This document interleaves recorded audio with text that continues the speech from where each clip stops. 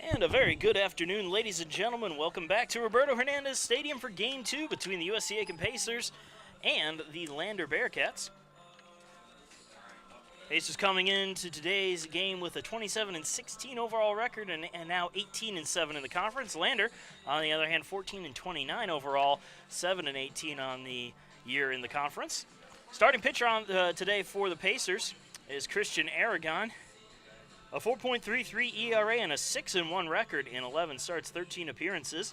54 innings pitched, 57 hits, 30 runs, 26 of them earned, 25 walks, 59 strikeouts, and an opponent batting average of .260.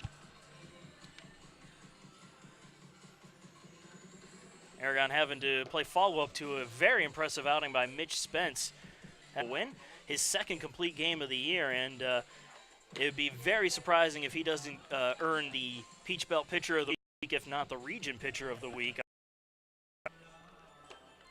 Starting defense for the Pacers is Chandler Rogers. Moving on to the outfield, in left field, Joey Smithers. In right field, Niall Goings. And in center field is Jose Bonilla. Leading off the game, Mike Fitzgen for the Bearcats. He's over at first base for today's game.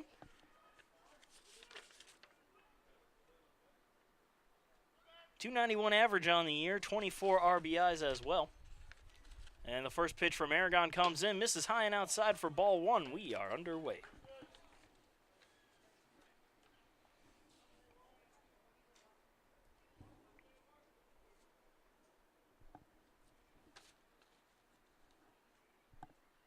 The 1-0. Swing and a miss, 1-1.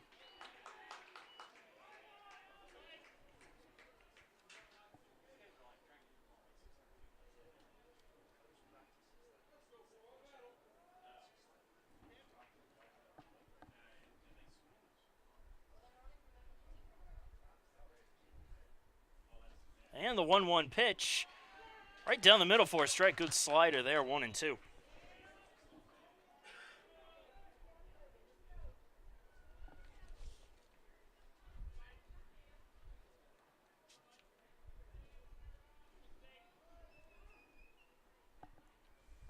The 1-2 on its way. Ooh, misses outside, 2-2.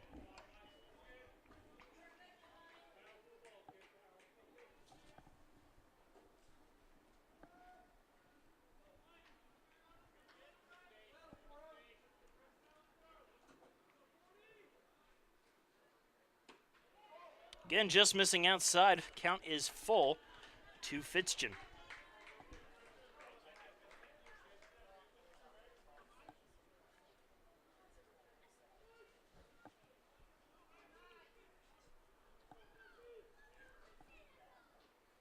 The 3-2. Check swing, held up. They'll send the appeal down to first. Say he did not go. Fitzgen with a leadoff walk to start things off. The shortstop, number 1, Colton Yeager. Well, Colton Yeager will come up to bat now. Yeager, the shortstop for Lander. Yeager batting .314 on the year, has a pair of home runs and 29 RBIs.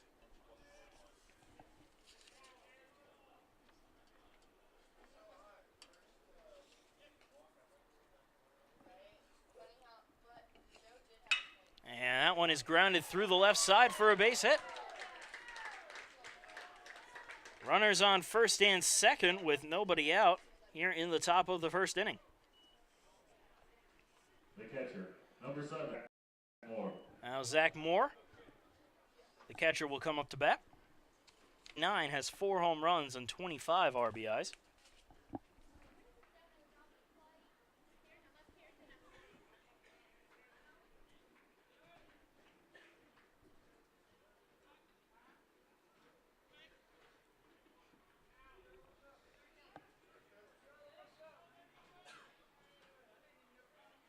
And the first pitch from Aragon. Gets past Pereira, goes all the way to the backstop. And the runners will advance one bag. So now both runners in scoring position with nobody out. Top of the first.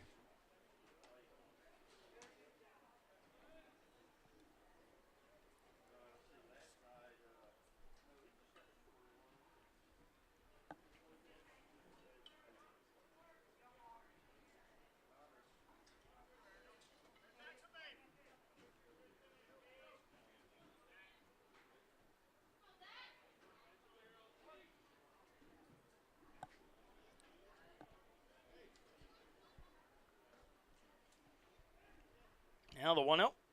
Swing and a miss. 1-1.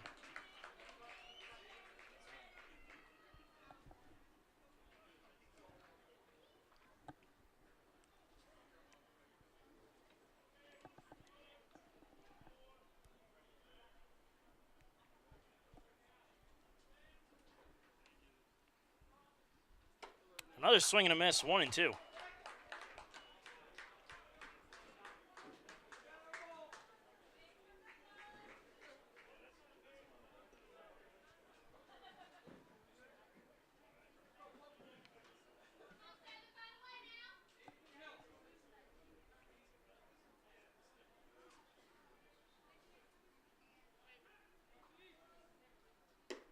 Low and away for a ball. 2-2.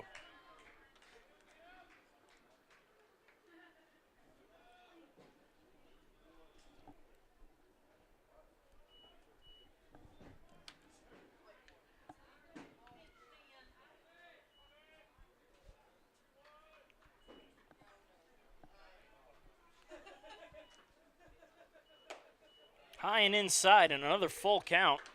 This one to Zach Moore.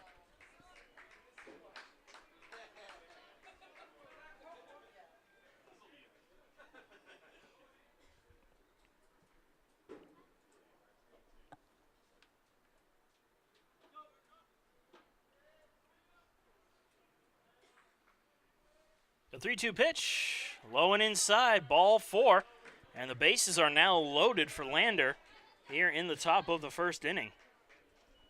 The second baseman, number 21, Carson Jones. And we are going to have a visit to the mound early on here for the Pacers. Go ahead and thank a couple sponsors, including the South Carolina Education Lottery. When you play the South Carolina Education Lottery, you're not only taking a chance, but giving a chance. And Willie Jewell's Old School Barbecue. Stop on in there, where every dish is served with a side of Southern hospitality, and tell them that Pacer Sports sent you. Bases are loaded with nobody out here in the top of the first inning of Game 2 between the USC Aiken Pacers and the Lander Bearcats. Marcus Johnson here, thanking you for joining us on this Saturday afternoon, this gorgeous Saturday afternoon.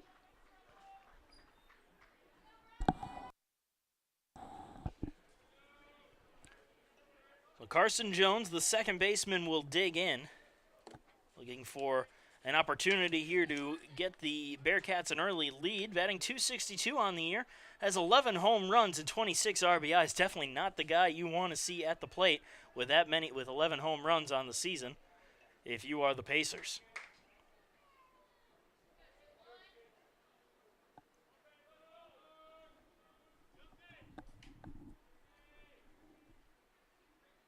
And the first pitch, slider missing low and inside for ball 1.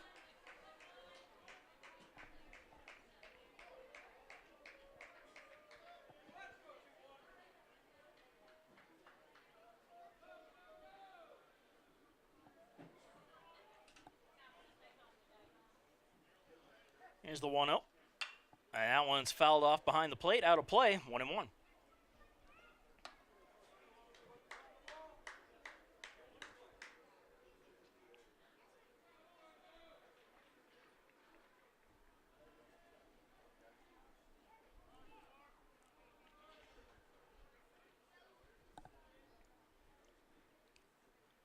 And the 1-1 pitch, high and outside, ball 2.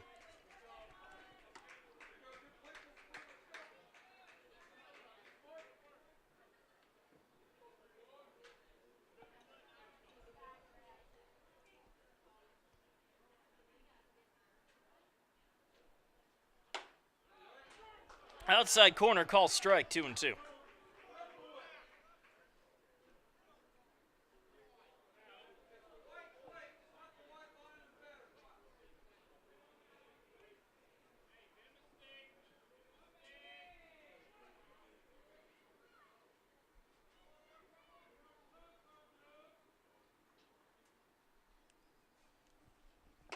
Swing and a miss. Big strikeout there for Aragon as Jones goes down for the first out.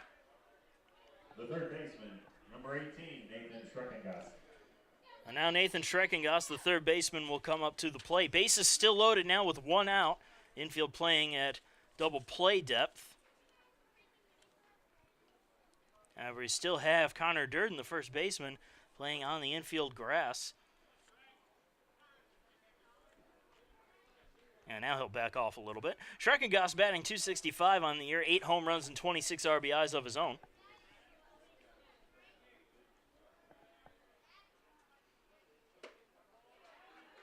Checked his swing, but the pitch was in there anyway, strike one.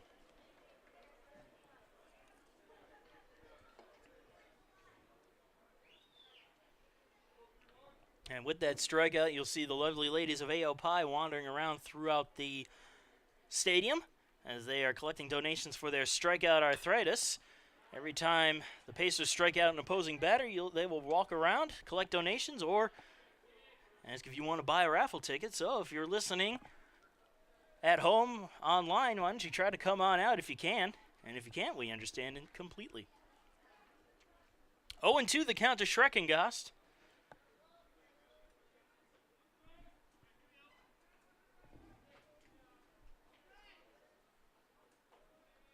Aragon deals. That's a fly ball. Left side, that's going to end up out of play. Outfield really shifted over right now. And infield playing in the shift as well. We got Rogers who's playing almost directly behind second base. Watcher playing a couple feet into the outfield. Joey Smithers, who is out in left field, is all the way over past the scoreboard out there. So if he hits one the other way, it's going to be a few runs.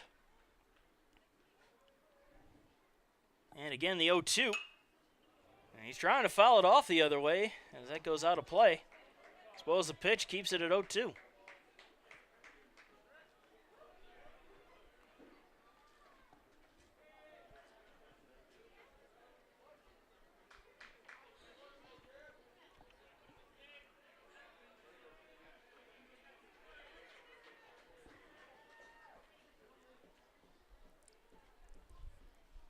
High and outside for a ball, 1-2.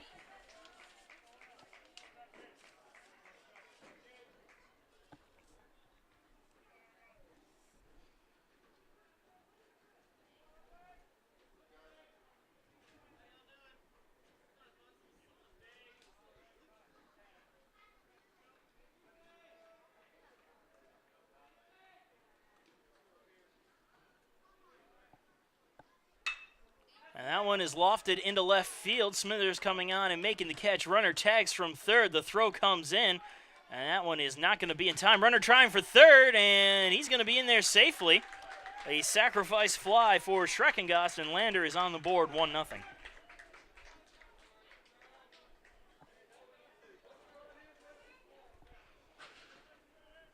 The center fielder, number 19, Connor Davis. So now Yeager and Moore are on base. Moore on first, Yeager on third. Connor Davis, the center fielder, coming up to bat now.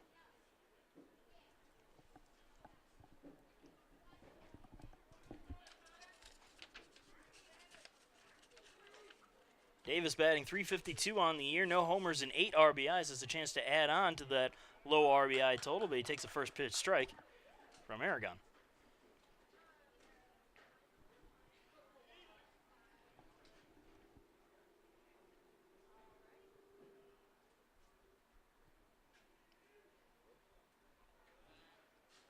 Check throw over to first, not in time. Moore dives back.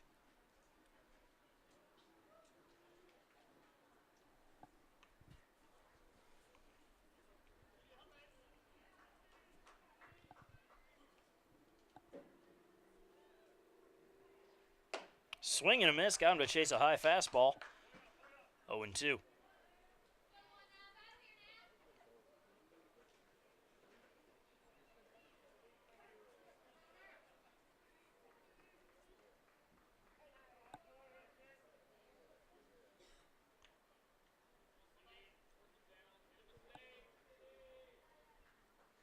The 0-2 pitch, missing high and outside for a ball, 1-2.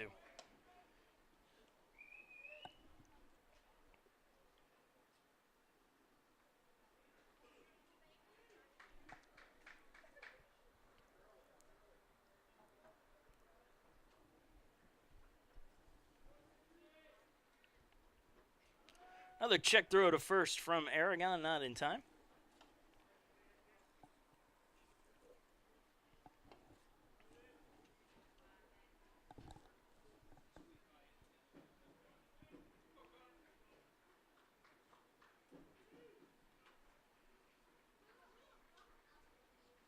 And a swing and a miss from Davis. And that will do it. We enter the bottom of the first inning with the Bearcats leading the Pacers 1-0. Pacers coming to bat in just a moment.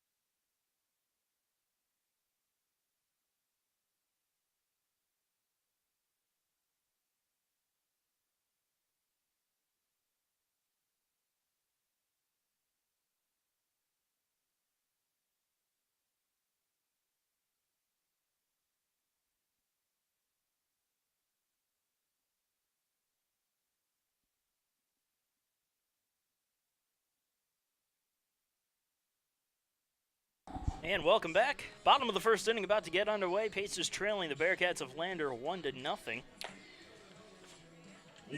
Starting pitcher Joseph Witt for Lander. The stat line on Witt is as follows: 5.82 ERA, a 1-2 record in 8 starts, 11 appearances. Has 1 save on the year. 55 2/3 innings pitched, 82 hits, 44 runs, 36 of those earned, 17 walks, 55 strikeouts, and an opponent batting average of .336. Jose Bonilla leads things off for the Pacers this bottom half of the inning. Pacers center fielder batting .320 on the year. 4 home runs, 16 RBIs. And the first pitch is right down the middle for strike one.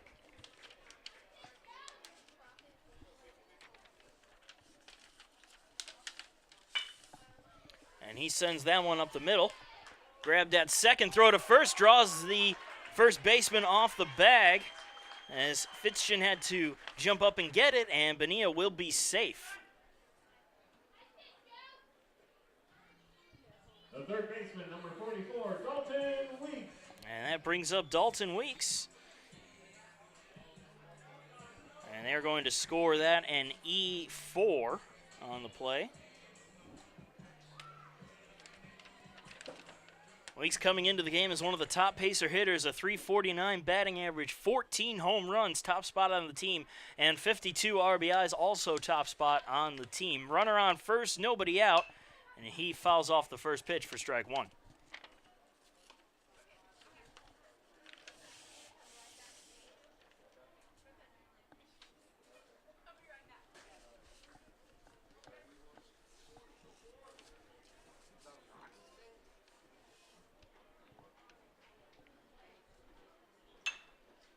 And another one pop foul, but again, it'll go out of play, 0-2.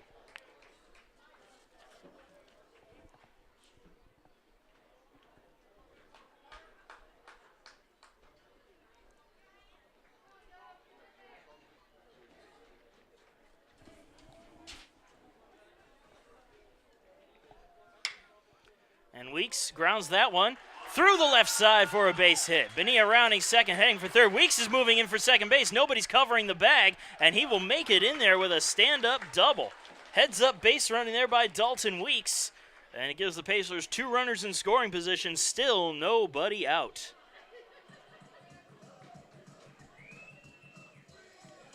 Now Brian Pereira, the catcher, coming up to the plate. Pereira batting .285, has 11 home runs and 43 RBIs. Both of those are good for the number 2 spot on the team in those categories. Runners on second and third, and the shift has been employed. Shortstop right behind the bag at second, and the second baseman, Jones, is over there a good 10 feet in right field. First pitch high for ball 1. Outfield playing at the normal position. We were talking about that up here in the press box beforehand. They just seem to employ the shift on him on the infield, as they figure if he gets it over the second baseman's head, it's most likely going to be a base hit, as he loves to pull the ball. He has a 2-0 count, however. And if Pereira can learn to hit it the other way, he will be a even more deadly hitter than he is now. And Pereira sends that one a mile into the air, into right field, but it's going to hook foul and go out of play.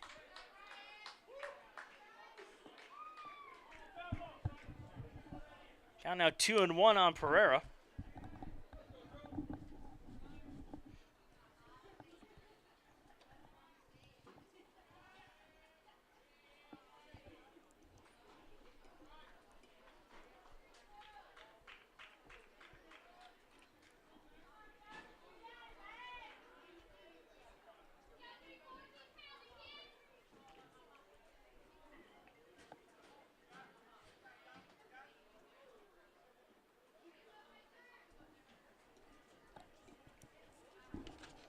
Looks like Witt wanted a new baseball. Didn't like the one he was given. Or at least he needed it cleaned up a little bit.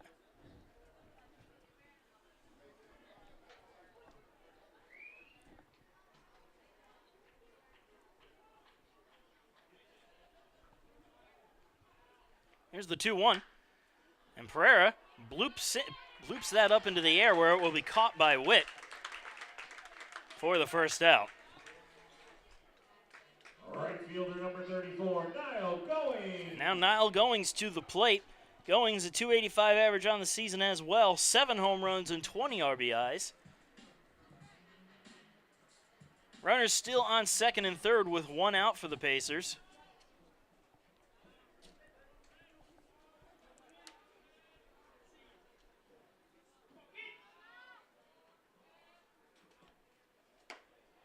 First pitch missing outside for ball 1.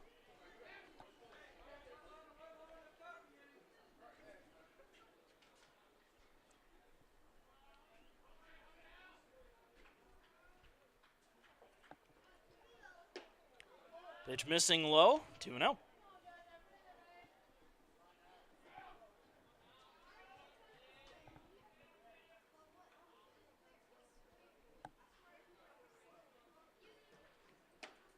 Swing and a miss, 2-1.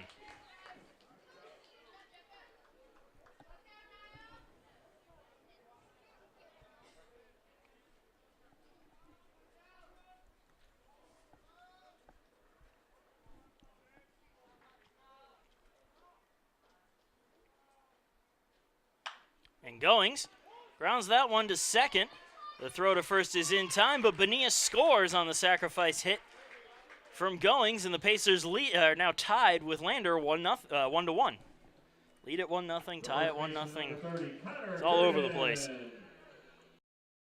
Connor Durden to the plate now. Runner on third with 2 outs. Durden batting .318, 7 homers, 30 RBIs.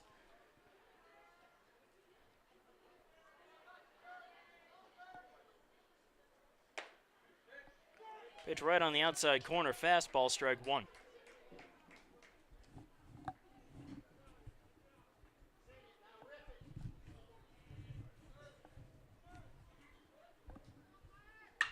And Durden sends that one deep into right field. That one's got a chance. That one is gone.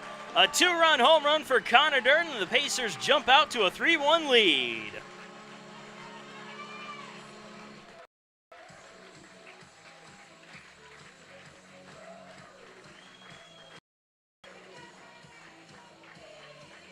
Monster shot from Durden gives the Pacers a 3-1 lead here in the bottom of the first inning.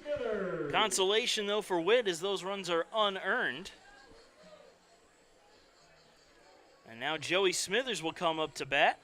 The Pacer left fielder, batting .292 on the year with 5 home runs and 30 RBIs. And he tries to bunt his way on with a push bunt. Almost a full swing on the bunt with the power he put behind it as he nearly fouled it out of play.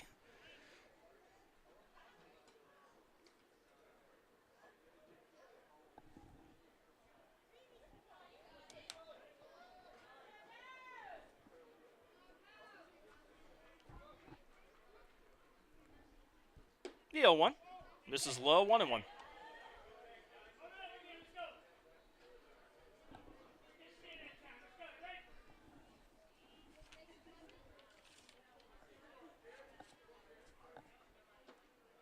Low for another ball, 2-1.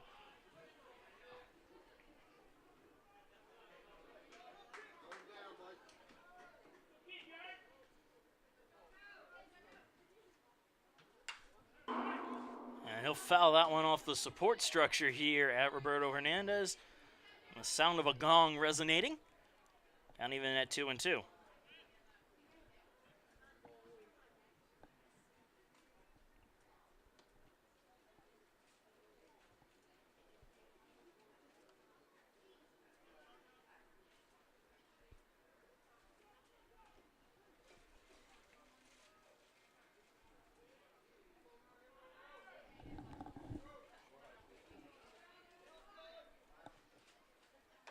And a swing and a miss. Smithers down on strikes for the third and final out, but the Pacers add 3 here in the bottom of the first inning to take a 3-1 lead, moving on to the top of the second.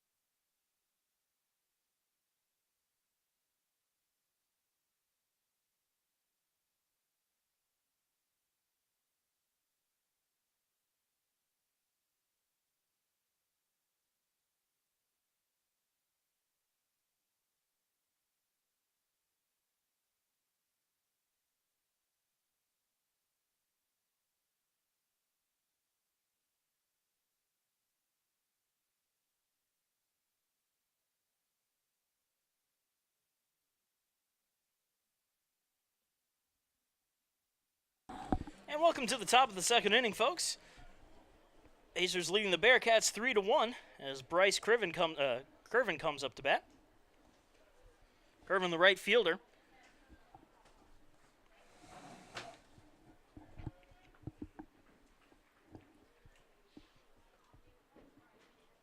First pitch high and outside for ball 1.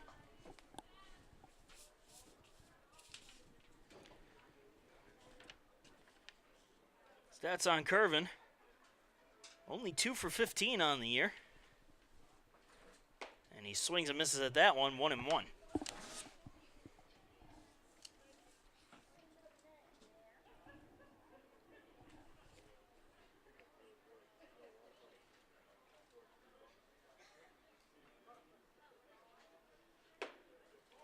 This is high, 2-1.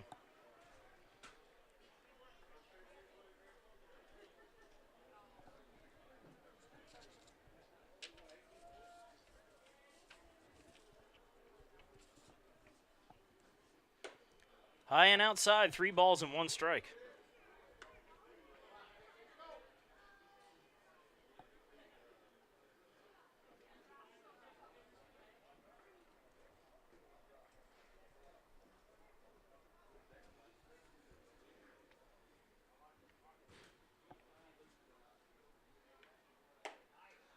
Good pitch right down the middle, full count.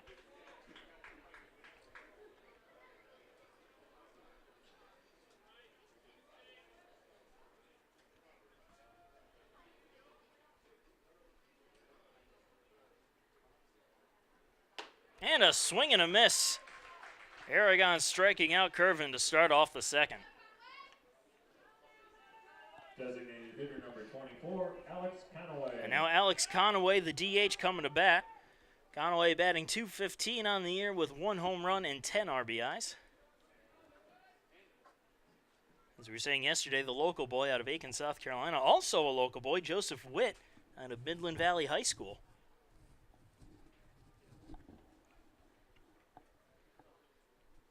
As Witt is the starting pitcher for today's game for Lander. First pitch is low for a ball. 1-0.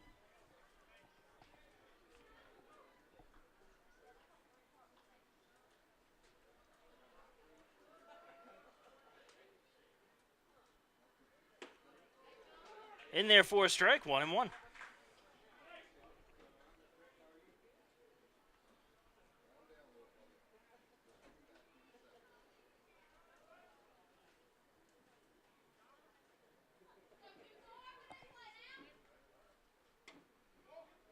Just misses outside, 2-1.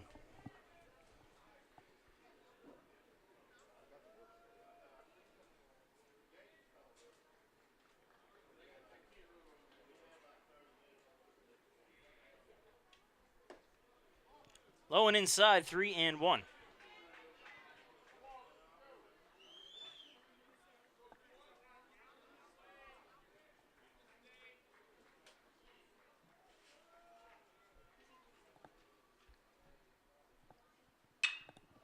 Fly ball into deep right field. Goings and Bonilla going over for it on the warning track, and it will be caught by Niall Goings for the second out.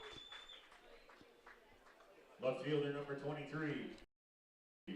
And now Bo Ritchie, the number 9 hitter and left fielder for Lander, coming to bat.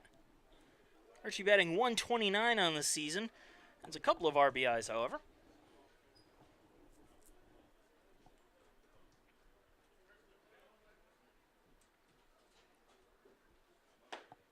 Swing and a miss on the first pitch. Strike one.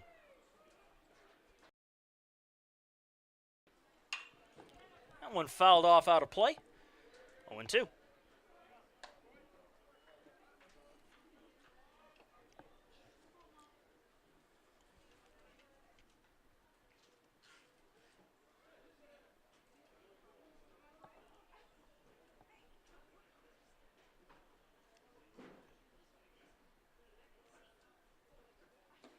And a swing and a miss. Pereira fires it down to first to get the out. A 1-2. 3-1.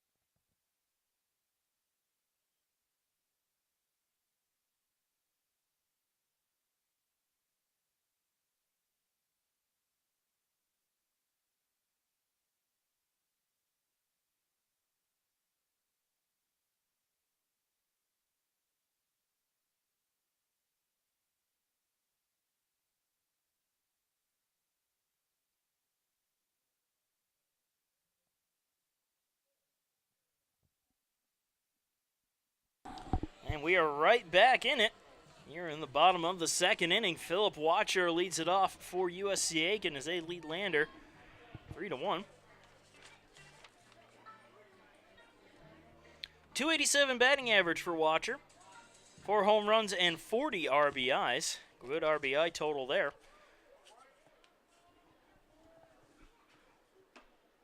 First pitch outside for ball 1.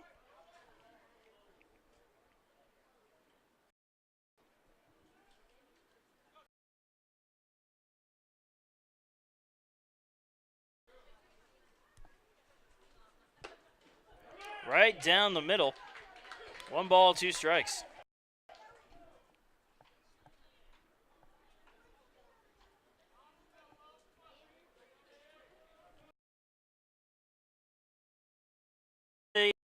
He did down at first base. Launcher down on strikes for the first out. The designated hitter number 41, Brady O'Neill. Brady O'Neill coming to bat now.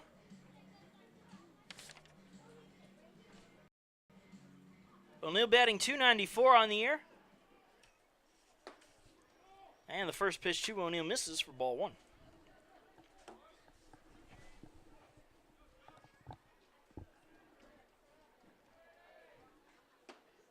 Inside corner for a call strike, 1-1.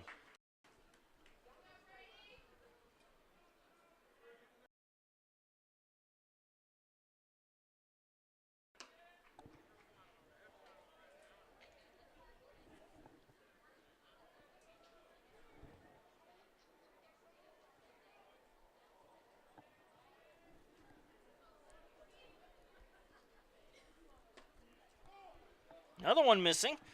3 balls and 1 strike to Brady O'Neill.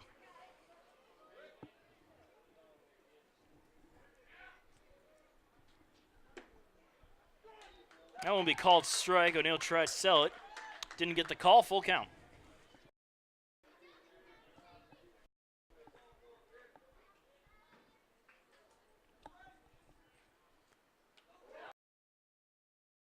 Free pass.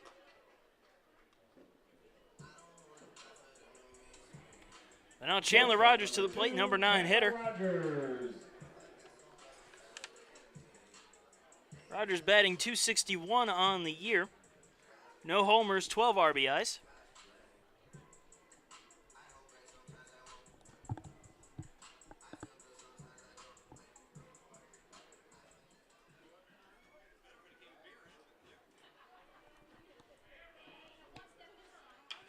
And Rogers tries to bunt it and ends up popping it up. Luckily, it just hits the grass in foul territory for strike 1.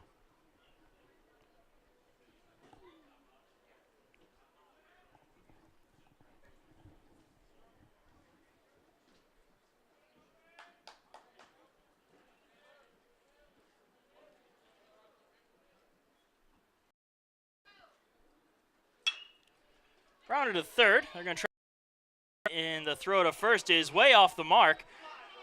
And he ends up in the Lander dugout.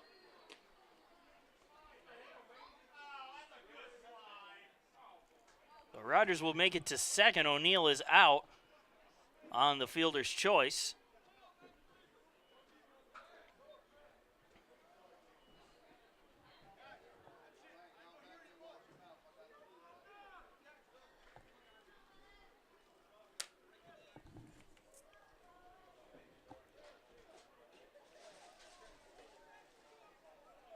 The center fielder number 4, Jose Bonilla. Looks like everybody's okay out there. O'Neill's slide. Lander complaining it might have caught a little bit of their shortstop Yeager. He was obviously on the ground in a bit of pain.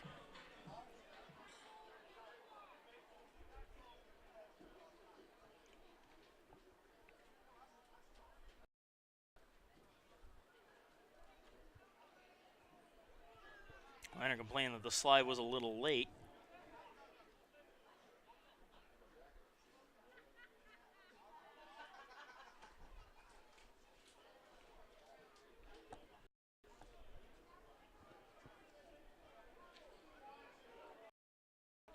So Pacers have a runner on second with 2 outs.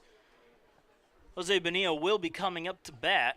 And we're going to take a short break while they try to sort things out.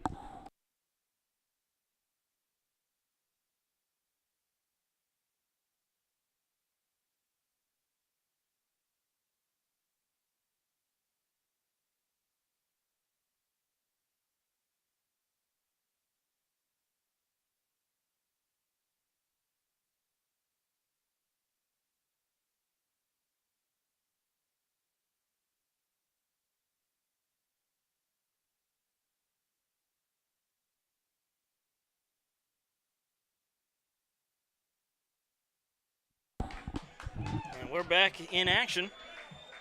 Again, Jose Bonilla coming up to bat. reached on an error and came around to score his first time up.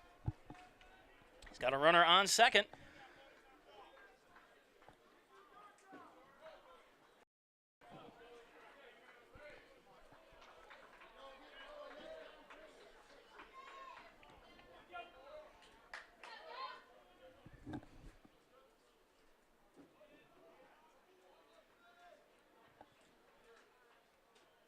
First pitch to Bonilla is high and outside for a ball. 1-0.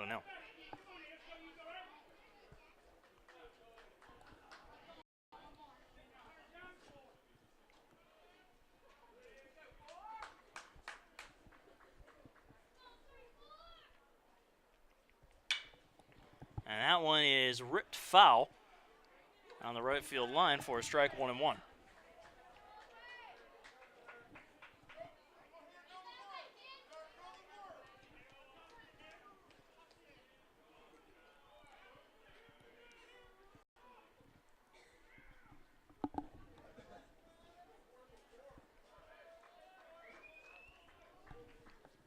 The 1-1.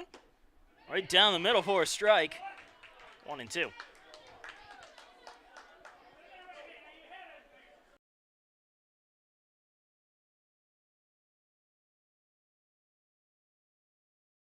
And we'll move on to the top of the third inning with the Pacers leading Lander 3-1.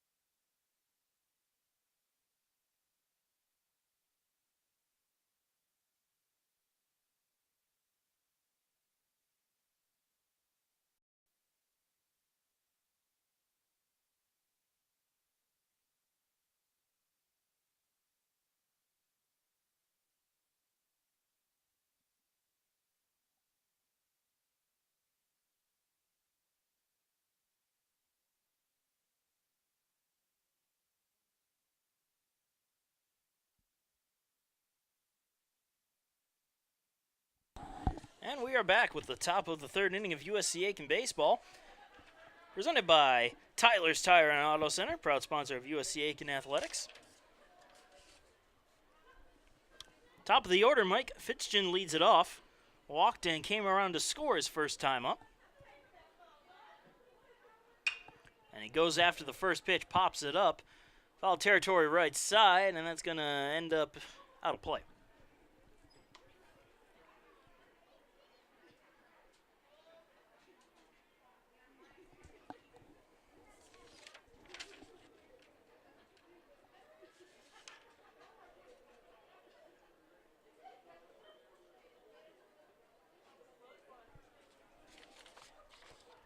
Check swing not. Count even at 1-1.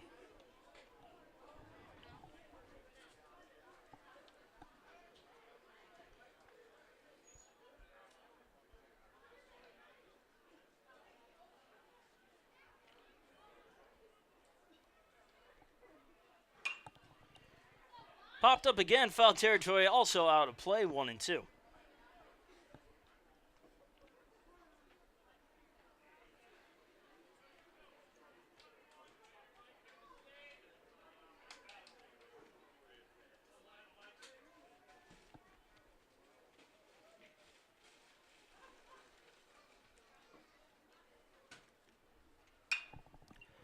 And again, fouled out of play.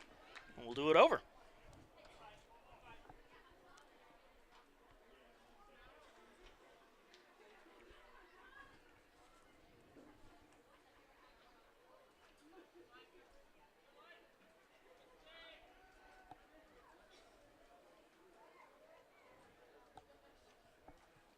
Ball in the dirt, 2-2. The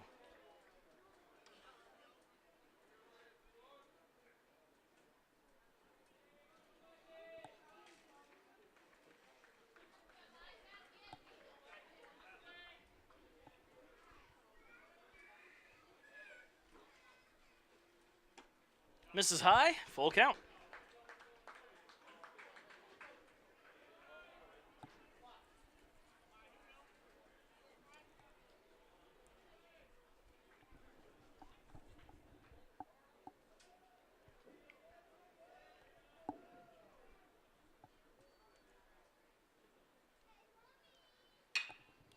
That's a fly ball out into right field. Goings is there, and he'll make the catch for the first out. The shortstop, number 1, Colton Yeager. So Colton Yeager to the plate. He singled his first time up, 1 for 1.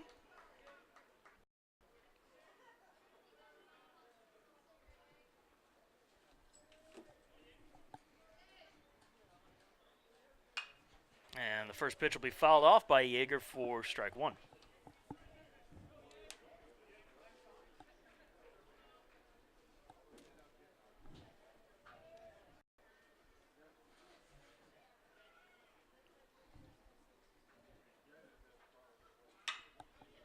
It's another fly ball into left field. Smithers is there. Barely has to move as he makes the catch for the second out. The catcher, number 7, Zach Moore. Now Zach Moore to the plate. He walked his first time up. Nobody on and 2 outs here in the top of the third inning.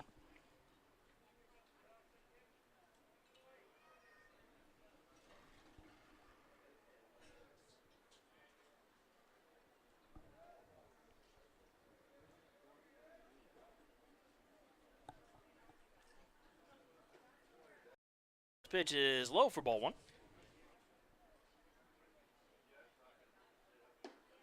Inside for a ball, 2-0.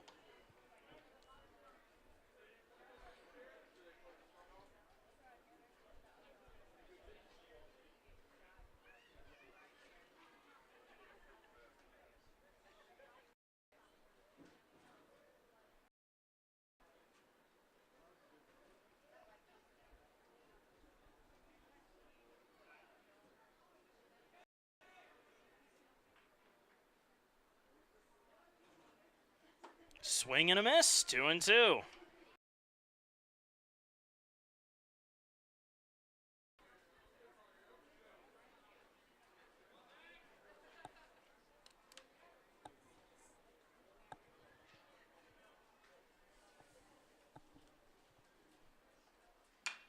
And that one fouled off again.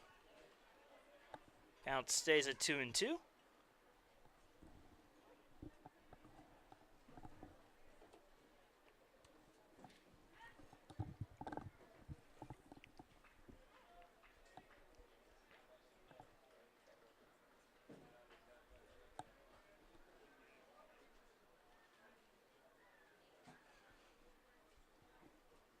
And a swing and a miss. Got him with a bit of an off-speed pitch. Zach Moore down swinging for the strikeout and the third out. A 1-2-3 inning for the Pacers. Going to the bottom of the third with them leading Lander 3-1.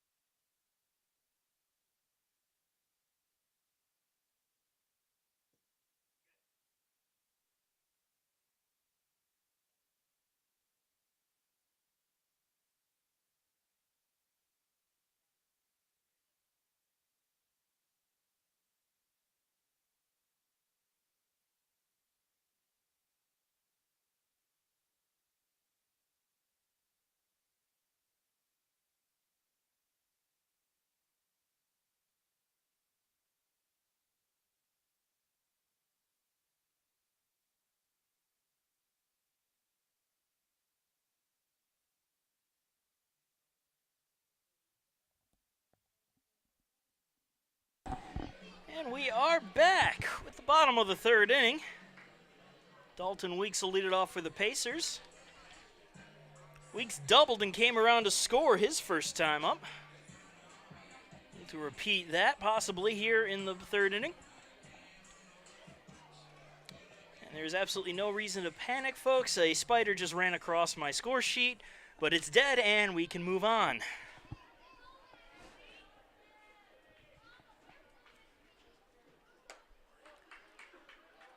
First pitch to Weeks, misses high and outside for ball one.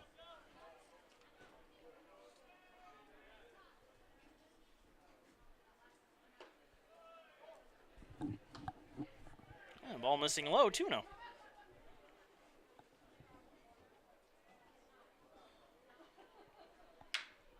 Weeks just catches a piece of that one, fouls it off for strike one.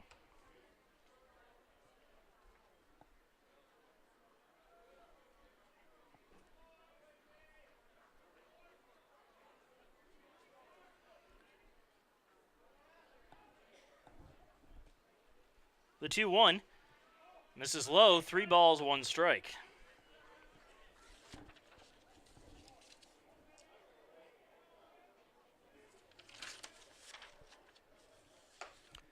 And a big swing and a miss from Weeks, full count.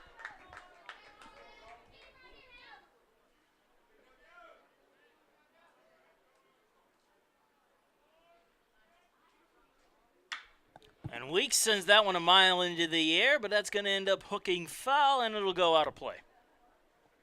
Straighten that one out, and it'll be another home run. But instead, we will just redo the 3-2.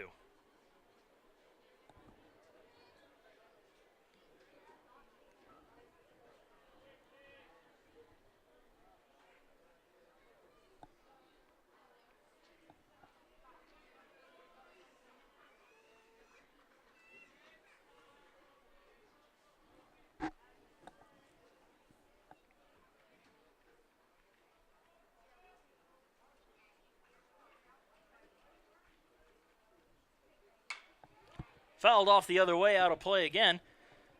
Weeks spoiling another pitch.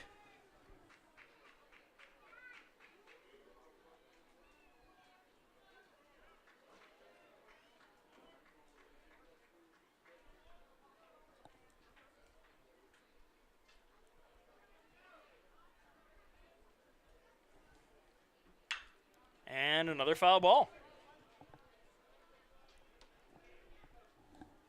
Good at bat here from Dalton Weeks.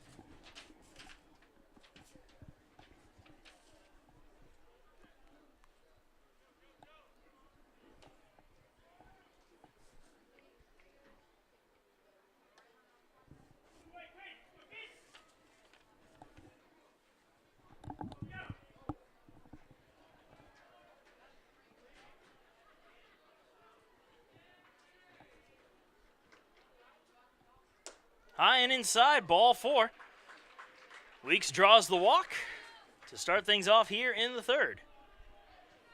The catcher, number 32, Brian Pereira. And Brian Pereira to the plate. Popped out to the mound his first time up.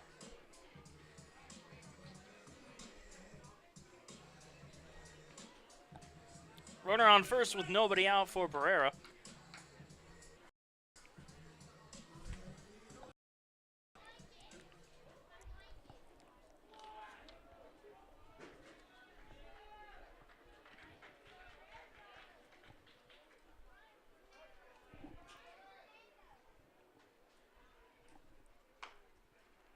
Pereira grounds that one softly. Back to the mound. Double clutch. Throw to first. Not in time. Basically a swinging bunt, and Brian Pereira reaches safely. Witt had trouble picking it up barehandedly. I mean, that's what they teach you, but even then he couldn't get the ball in time. And everybody will be safe. They're going to score that a base hit for Pereira. So Niall Goings will come on up now. Runners on first and second, still nobody out. Goings grounded out, but it drove in a run. Drove in the tying run.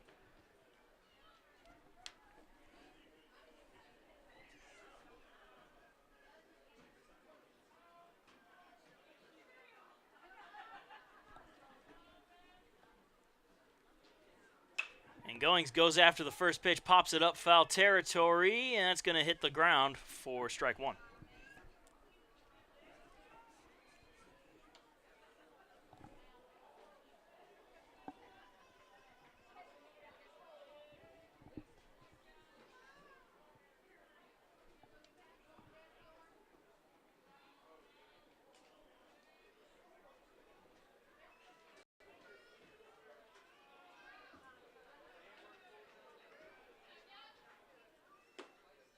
First pitch missing, low and away for a ball, 1-1.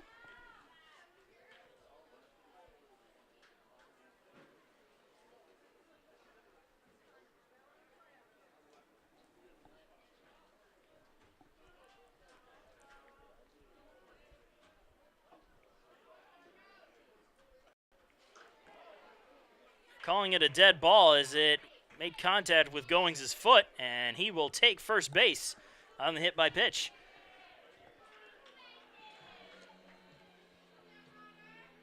Not going to lie, a bit of a delayed reaction there from Niall Goings as it hit his. Here's faking in the crowd. I don't know. I'll talk with him after the game. We'll see. We'll see about that. But either way, it's the bases loaded for Connor Durden, who hit a 2-run shot his first time up. Still nobody out here in the bottom of the third.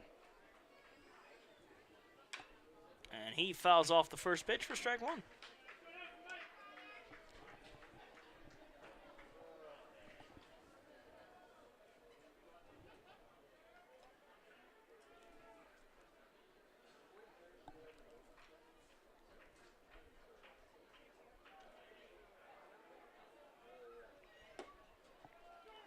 The 0-1 falls into the strike zone.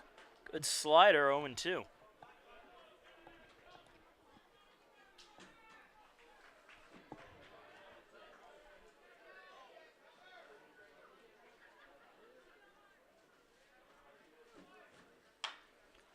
And a slow chopper to second. Tough play and only play to first. There's the toss. It's in time. Dalton Weeks scores, and the Pacers now lead it 4-1. First earned run of the game for Witt.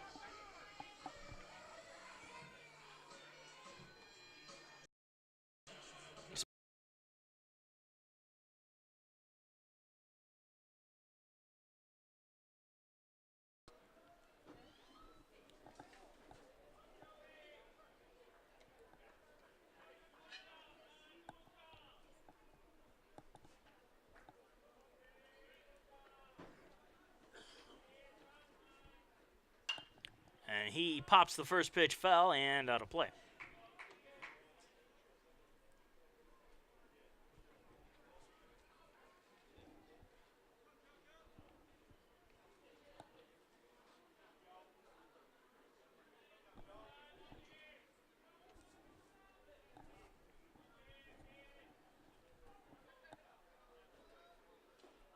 Ball in the dirt. Runners stay put as Moore was able to keep it in front of him.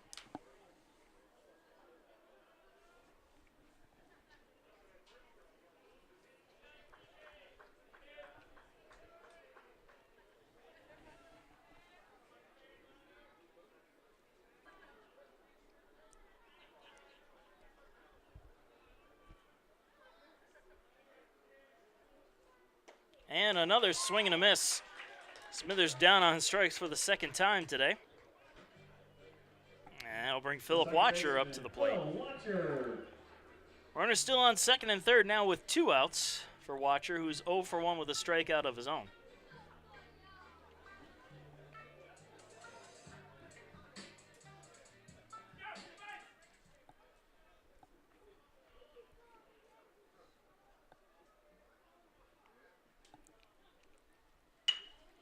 Goes after the first pitch, chopper to short.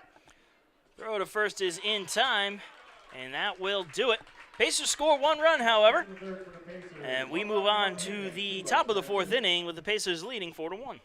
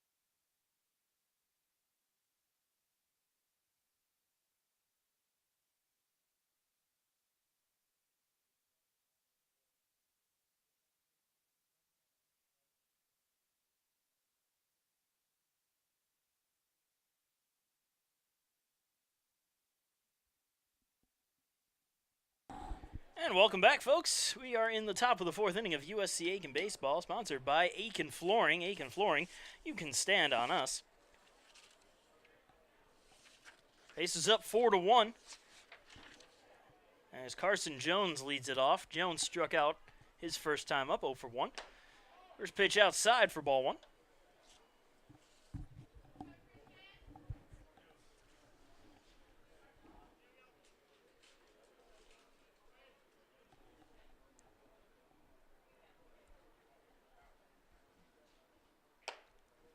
Pitch outside for a ball, 2-0.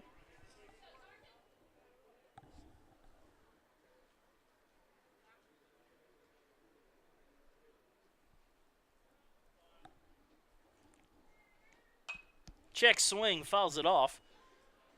2-1.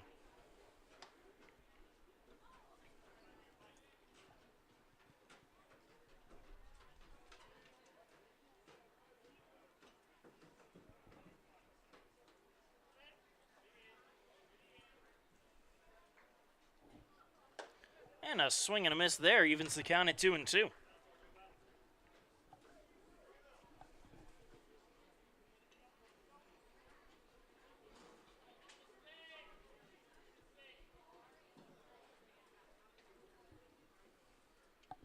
The 2-2 pitch is a swing and a miss, a strikeout for Aragon. Jones goes down swinging for the first out.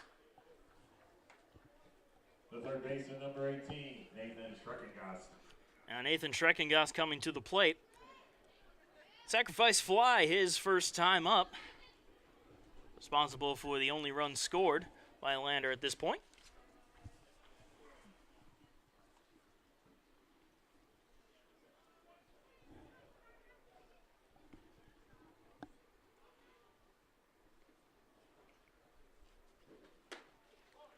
First pitch high and inside for ball 1.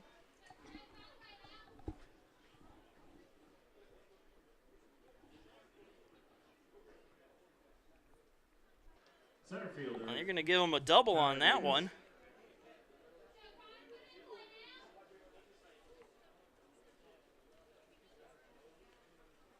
So Connor Davis comes up. We're going to call that a mental error. Not sure on who, though. If Smithers called for it and he didn't have it, should have let Weeks get it. And if Weeks didn't hear anything, I don't know. I'm not going to start assuming too much.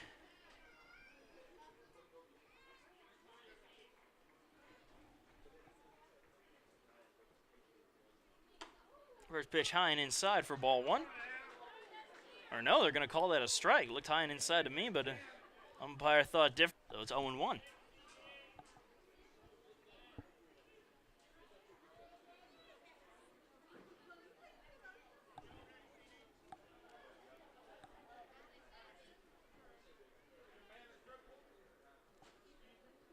The 0-1.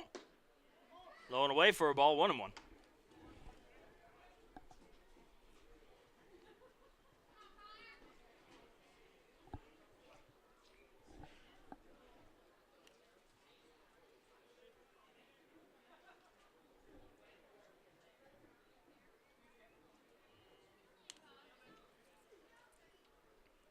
The 1-1 pitch, swing and a miss. Aragon took a little something off of it, got him to go. 1-2.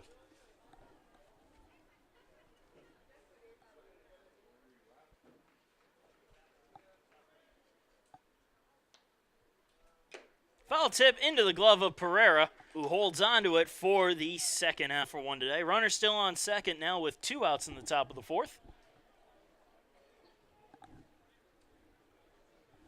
Trying to cut the pace. Lander trying to cut the Pacer lead to 2. And a base hit probably will do that.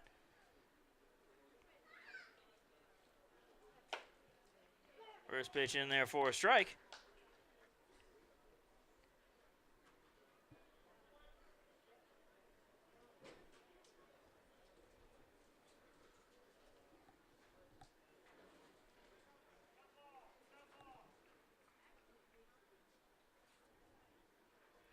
Call it time can come in.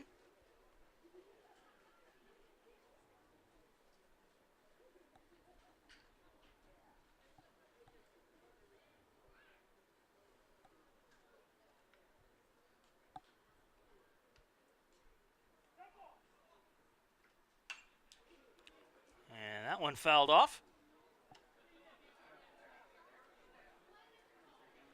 Count 0-2.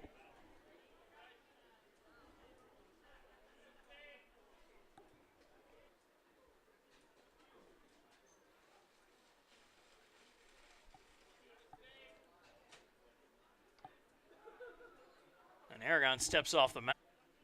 If either Rogers or Watcher was on the bag, would have had him dead to rights. But instead, it will be a mini heart attack for Schreckengast, and we'll await the 0-2. High and outside for a ball. 1-2.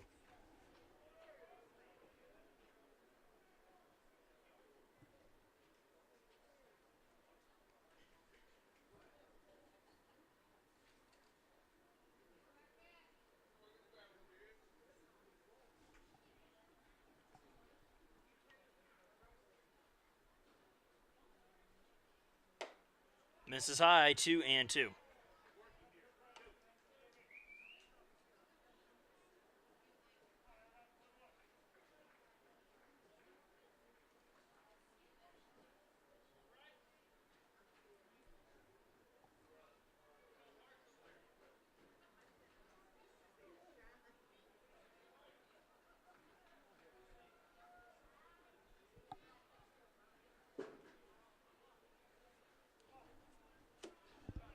Another call of time here just before the 2-2 can come in.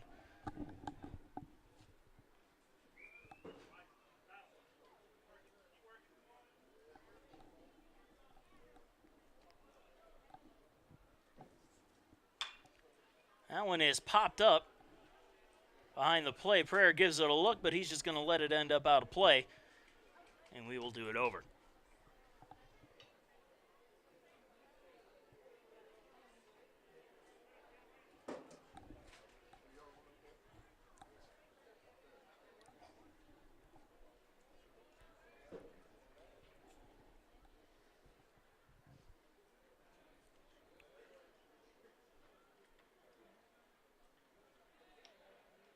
Runner takes off, and that one is fouled off again out of play.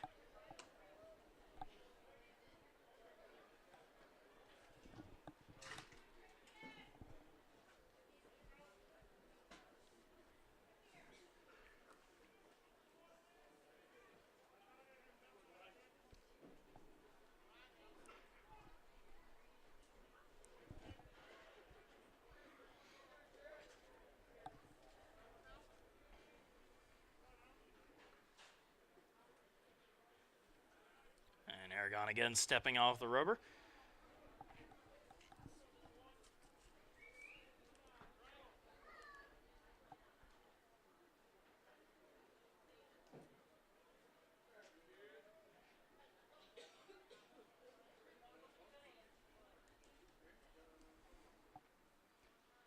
Swing and a miss. Gervin down on strikes for the final out. Aragon strikes out the side, and we'll move on to the bottom of the fourth with the Pacers leading 4-1.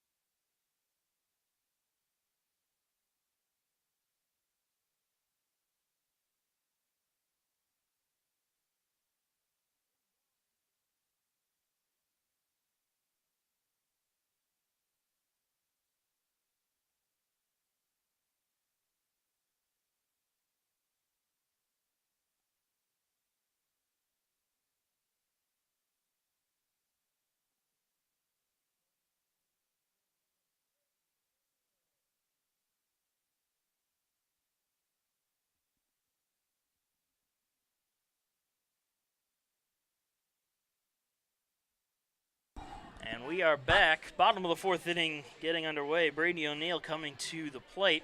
He's been hit by a pitch once, and I almost wouldn't be surprised if you see some brushback pitches after his slide into second. And no, he goes after the first pitch, sends it out into left field. That's going to drop in off the wall for a base hit. Ball gets away. O'Neill has a chance for two, and he's going to make it in there with a stand-up double. Well, never mind what I was saying. That's a good enough way to get things going here in the fourth. A leadoff double on the first pitch for Brady O'Neill. The shortstop, number 2, Chandler Rogers. Ball took a stronger hop than expected and it allowed O'Neill to get into second. I think he would have been going for second anyway with how he hit that ball and where he hit it. Well, the fact that it took that kind of a bounce gave him the stand-up double instead of the sliding double. Chandler Rogers now up, hitting to a fielder's choice. His last time up. And he bunts it. Good bunt down the third base side. O'Neill will make it safely to third. The throw to first is in time for the first out. But he got the job done.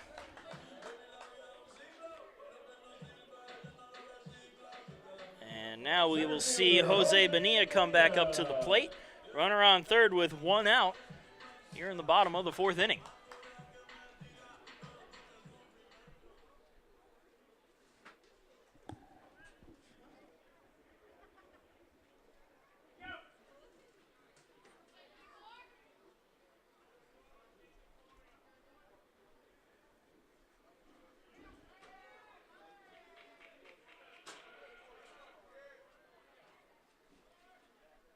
And Bonilla trying to show a bunt. Went through with it, and that'll be strike one. You know, it's almost surprising to see a batter try to bunt home a run, but Bonilla is fast enough that he could beat out any throw to first. And he fouls off the 0-1, 0-2. In fact, he got a 20-foot base hit yesterday as the ball only traveled 20 feet, and he was safe at first base. In fact, he did that twice, once on a swing, once on a bunt.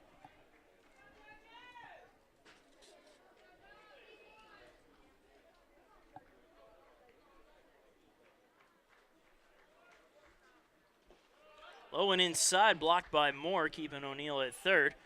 1-2.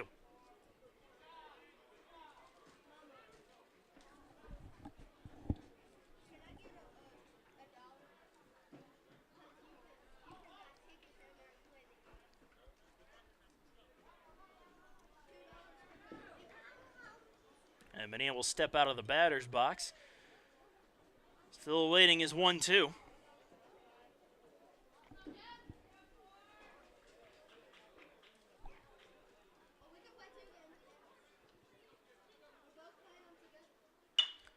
Ground ball to short. O'Neill will stay at third. The throw to first is in time. And Bonilla down as the second out. Third baseman, Dalton. And now Dalton Weeks will come to the plate. Good day offensively for him. A double in the first, a walk in the third, and he's come around to score both times he's reached. And we are going to have a visit to the mound. Nobody warming up in the Lander bullpen, so this is just a visit, and so we will take a moment to thank a couple more of our sponsors, including the Concierge Team, a real estate boutique in the market for a house in the Aiken area. Contact Mike Stake, and he will take care of you at the Concierge Team. I'd also like to thank the Hudson Etheridge Companies and Auto Owners Insurance. For all your life, home, car, and business insurance needs, count on Hudson Etheridge Companies and Auto Owners Insurance. That wraps things up for our sponsors. We've taken care of all of them. A big thank you to every single one of our sponsors. Without them, we would not be able to bring you these live games. So on behalf of USC Aiken Athletics and myself, thank you very much.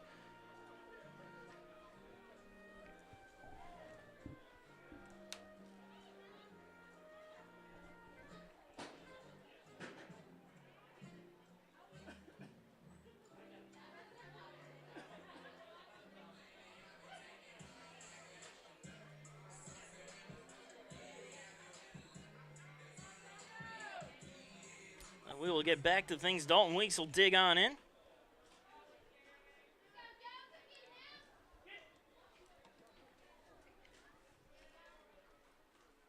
And the first pitch is low for ball one.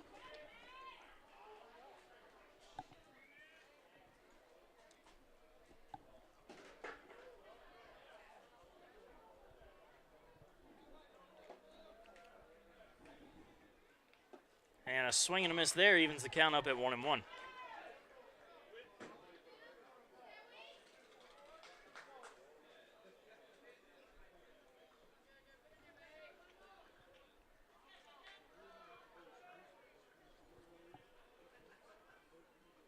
The 1-1 on its way.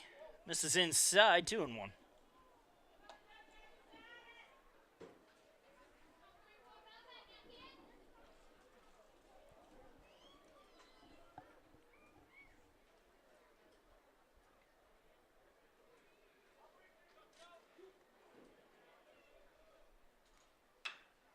And Weeks following that one off to even the count up again at 2-2.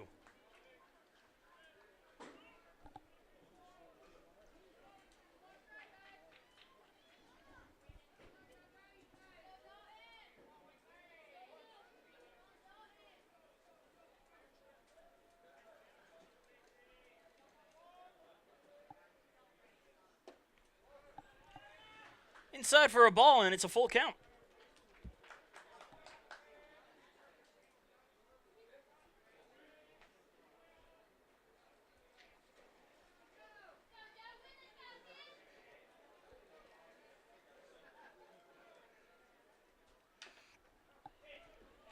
And Weeks fouling that one off again.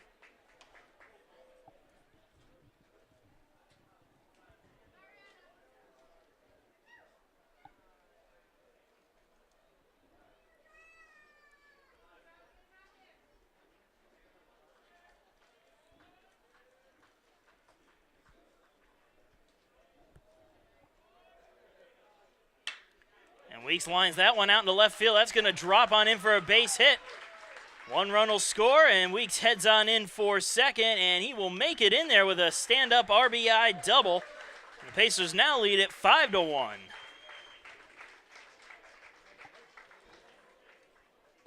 Second double of the afternoon for Dalton Weeks.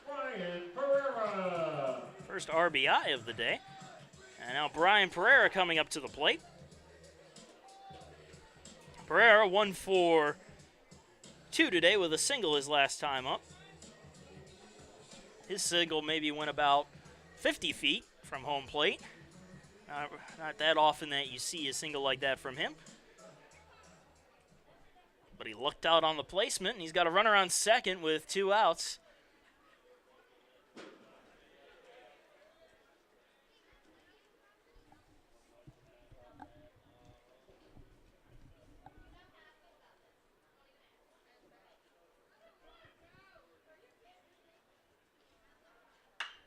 And he pops that one up out into right field. And it will be caught for the third and final out, but the Pacers add another run on the Dalton Weeks RBI double. And we will move on to the top of the 5th inning with the Pacers leading 5-1.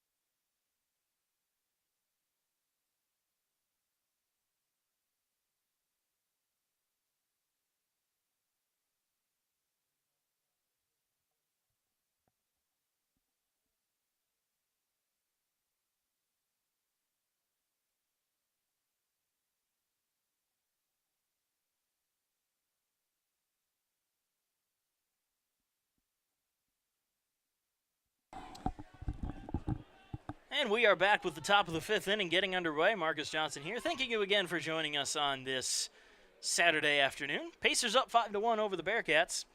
Alex Conaway leading it off, 0 for 1 today. Flew out to right field his last time up. Pitch low and away for ball one.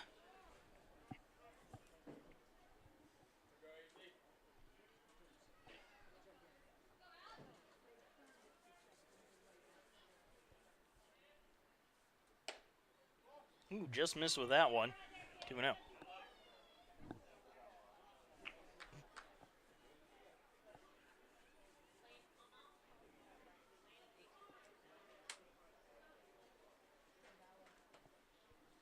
Swing and a miss, 2-1.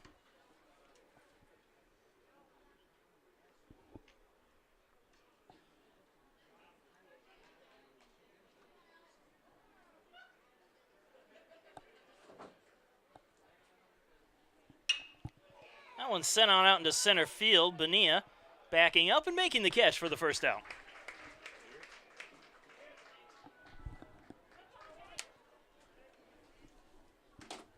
The left fielder, number 23, Bo Ritchie. Bo Ritchie now coming to the plate. Struck out his first time up, 0 for 1 today.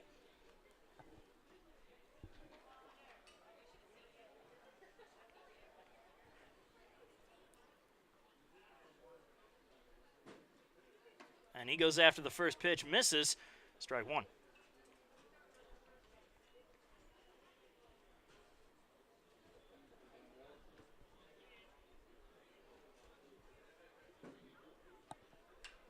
Fouled off. And the count 0-2.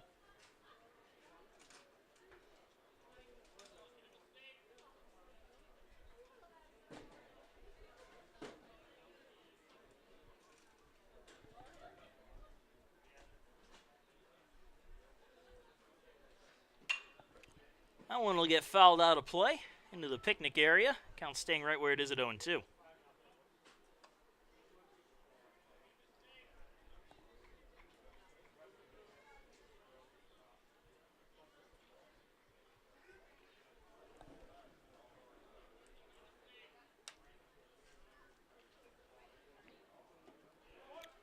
Ball is low, 1-2.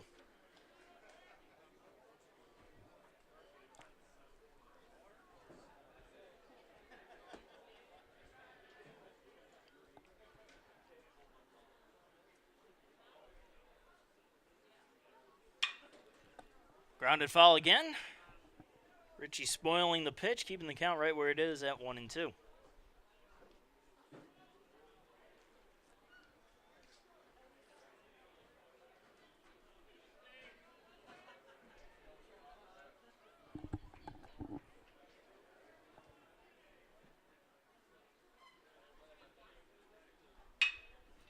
A one hopper to short. Rogers has it bounce right off of his chest. And Ritchie is safe. We'll see how they score it. The first baseman, number 40, Mike Kitchen. No official scoring yet. They are going to score that in E6. The top of the order coming up. Runner on first with one out as Mike Fitzchin comes up to bat.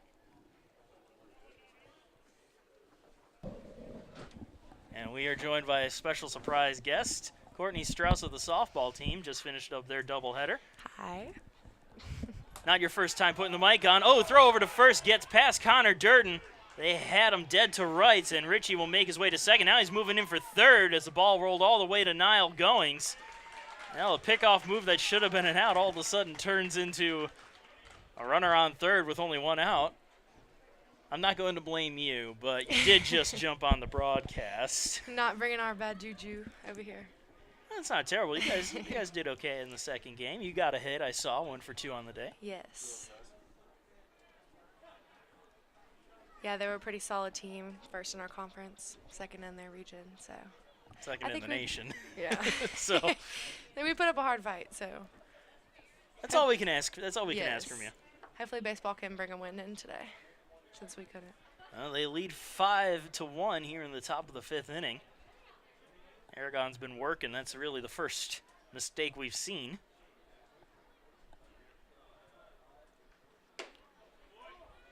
And pitch missing high and outside for ball 1 to Fitzgen.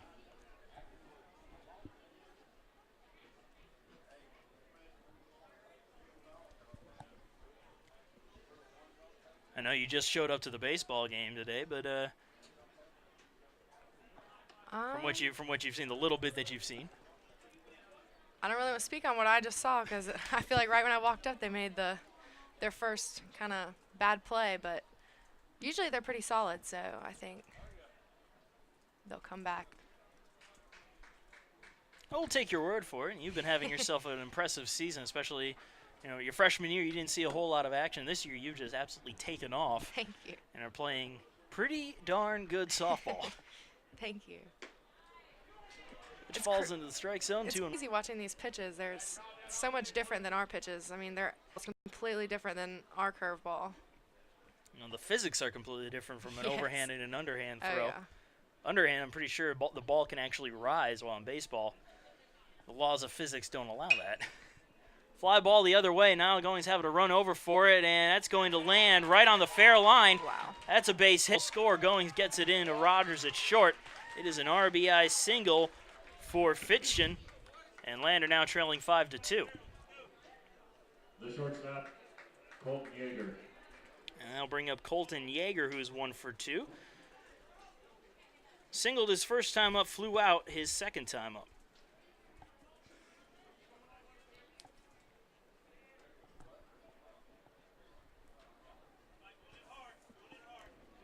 The consolation prize on that one was that is an unearned run. I think that was a hard one for him to get either way. I think the run would have scored regardless, whether he would have got to that one. Yeah, if Goings had caught that, his momentum was taken him to the completely definitely. other side. Yeah, you've been playing a bit of right field anyway, so you should really know that, too. Got switched over. Pitch is high for a ball, 1-0.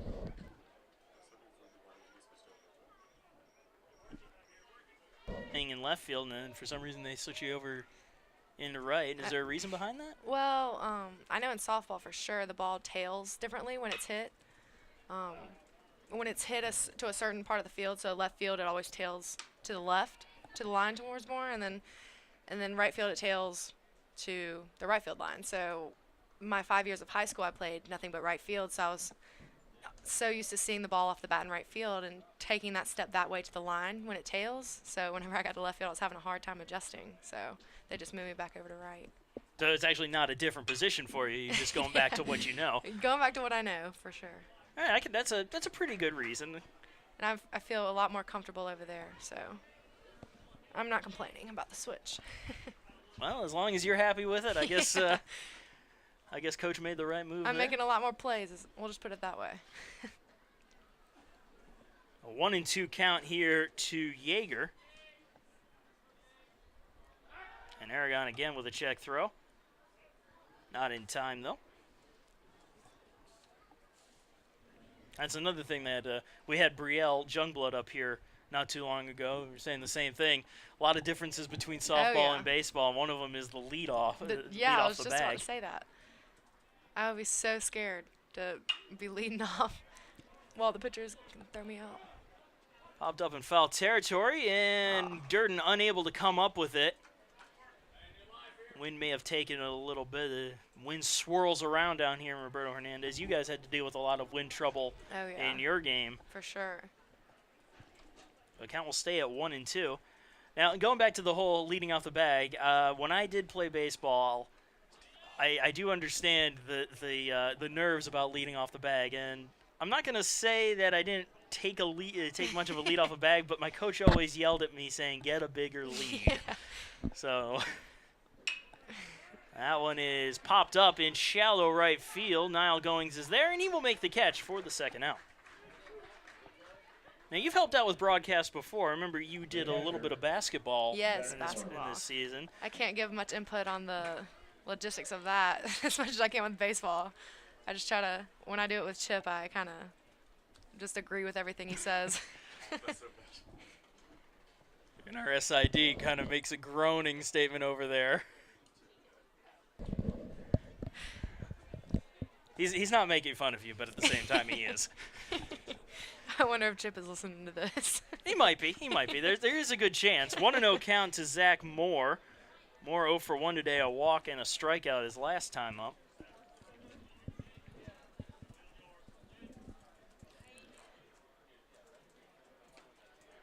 Pitch in there for a strike, 1-1. Now, you and Brielle are pretty good friends from what I can, from what I've seen.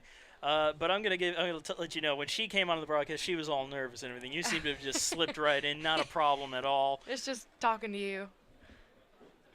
Yeah, when I was thinking about the leads, strikes. I was watching the game. Sorry, I got caught up in the game. But thinking about leads, I definitely have taken a lot from her this season because she's one of the faster people on our team. And so as far as leadoffs go, I've really taken looked up to her. And so whenever we take our leads, when they throw it back to first and try to pick us off, we they got the strike. Oh, they got the strikeout. Strikeout for Moore. Still watching the game. He goes down on strikes for the third and final out. We'll move on to the bottom of the fifth inning in just a minute. Be right back, and Courtney Strauss will finish her story. Yes.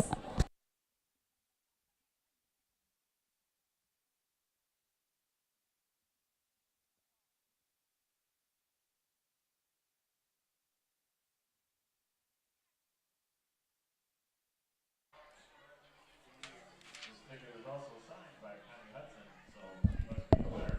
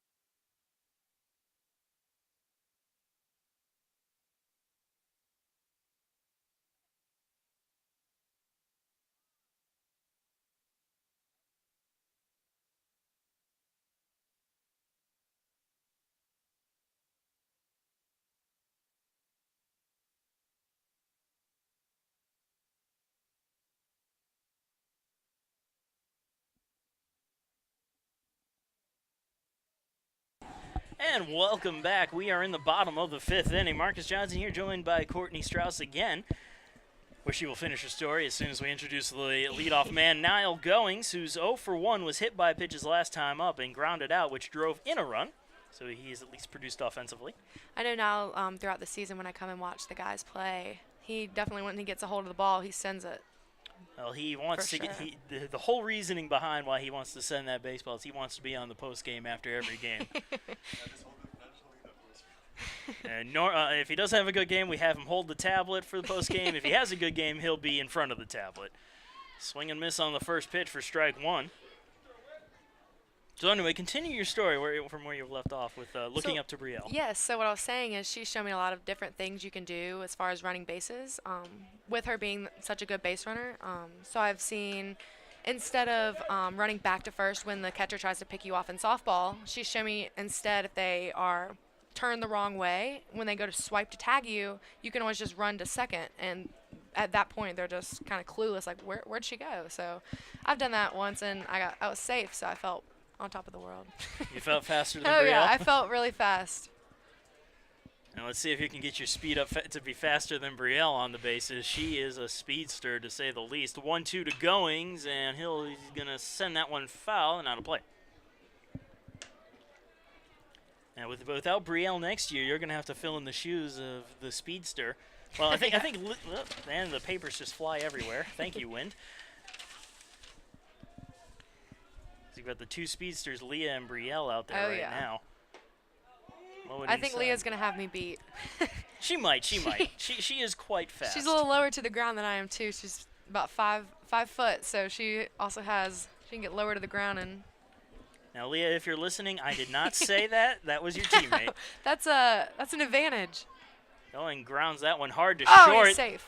Throw off the bag, and Goings is indeed safe. Managed to avoid the tag, and they're probably going to score that an error, but he reaches safely anyway, and that is indeed the call. And E6 on the play. The first baseman, Connor Durden. And now Connor Durden will come up to the plate. He is 1 for 2, a 2-run shot back in the first inning, and an RBI ground out his second time up, so he's got 3 runs batted in today. Connor's been doing really well in the season. Last year he had a phenomenal start to the season, and I know we're always talking about it, but that's just how good he was. He was All-American status at the first half, and then he got sick, and he missed a whole lot of games, and that killed his chances. Although he's been healthy throughout the season now, and he's still putting up great numbers. Yes. 0-1 count to start things off. The rest of the softball team slowly trickling in after their game. You got here very fast. Rounded foul for a strike 0-2.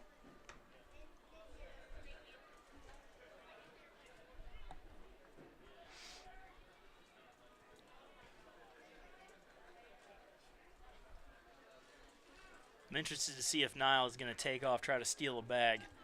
I told him he needs to steal 3 bases today. He has to do everything he can to get on the broadcast later. Indeed, swing and a miss. Durden down on strikes in 3 pitches. The left fielder, RSID says he's not going. Joey Smithers coming up to bat. He is 0 for 2 with 2 strikeouts. And with a lefty on the mound, it almost is safe to say that he will not be going. If it was a righty, then maybe he's got a chance.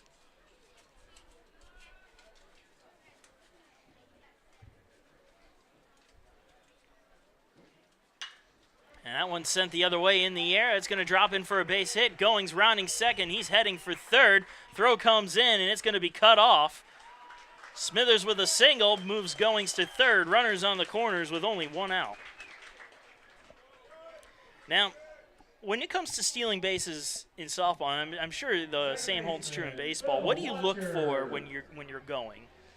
So we kind of actually, I look for the sign from my coach because I don't want to go Obviously. and get out. That's the first things. But a lot of the time, if we can read the changeup out of the pitcher's hand, if you're a faster runner, our coach tells us take advantage of that and go ahead and go on to 2 and steal. If we see right out of the hand that it's going to be in the dirt kind of pitch, that's another thing we look for to steal. Pass ball, obviously. Now, in this kind of situation here, you've got a right-handed catcher with a left-handed batter with the batter in the left-hand batter's box. The throw to second could almost take a little bit of time because you have to wait for the batter to get out of the way. Would that play a factor in whether you go or not? I honestly think it's just all about speed and how smart you are with your base running. Because, you could have. And it also depends on watching the catcher's throwdowns before the inning starts, and so if you're seeing they're kind of just lobbing it and being real lazy, then the odds of them lobbing it and making a lazy throw when you steal are pretty high. Unless, of course, they're just trying to fake you out. You never know. They could be. Yeah. 0-1 count to Philip Watcher, who's 0 for 2 today. Runners on the corners with 1 out. Another thing we have in softball is a fake play when we have runners on the corner. I don't know if baseball does. When our second base will come over and catch the ball on a throwdown instead of all the way to second, and it's Ball gets away. Goings coming home, and he will make it in there safely. Almost mows down the pitcher. Double checks to make sure he stepped on home plate. But he is safe. He's making sure he's getting on that broadcast. Yeah, I think we're going to have to get him on the broadcast just from that alone. Just double checking to make sure he got on safely at home plate. Run scores on the pass ball or wild pitch, and the Pacers now lead at 6-2. Smithers moves over to second now. And it is a 1-1 count to Philip Watcher, still only 1 out. Scoring position.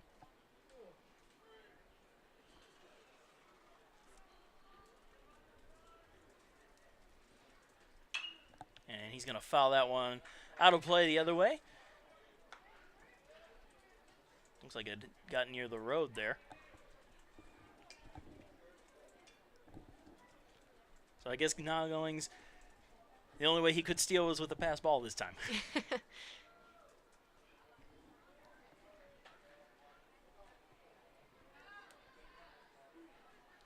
Smithers takes off.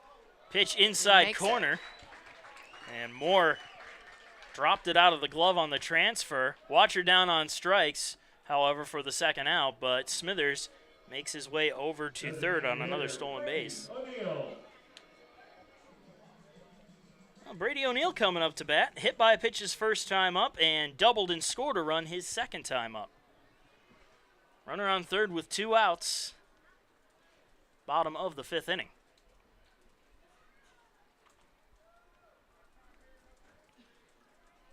Now, you were saying how you have that trick play. Kind of hard to do that in baseball. Yeah. With a much bigger field. With the smaller field in softball, Yeah. you can get away with doing those. However, I've never seen anybody fall for it yet. Well, it's kind of when you're a runner on third, you try to read the. You're hoping for an overthrown ball most of the time to be able to steal home, but is there a squeeze in baseball? There's a squeeze, yeah. You have a suicide squeeze. Usually you want to do that when you have 2 speedsters on the out there. The 2-0 falls into the strike zone on O'Neill, 2-1. I think Brady as a freshman has really shown up and performed this year, for sure. Well, after he hit that walk-off home run in his very first Yes. at-bat, That was crazy. that was a good way to set was the here for that tempo game. for his career. Yes. I think everyone in the stands was on their feet screaming. That was amazing. That was so cool. I remember interviewing him for the postgame. He did not expect that when he woke up in the morning, and now he's turning into an everyday player. Yeah. The 3-1 is popped up shallow right field, Trouble. All right, and that we got will it. be caught for the third and final out. But the Pacers get one more run, and we will move on to the top of the 6th with the Pacers leading the Bearcats 6-2.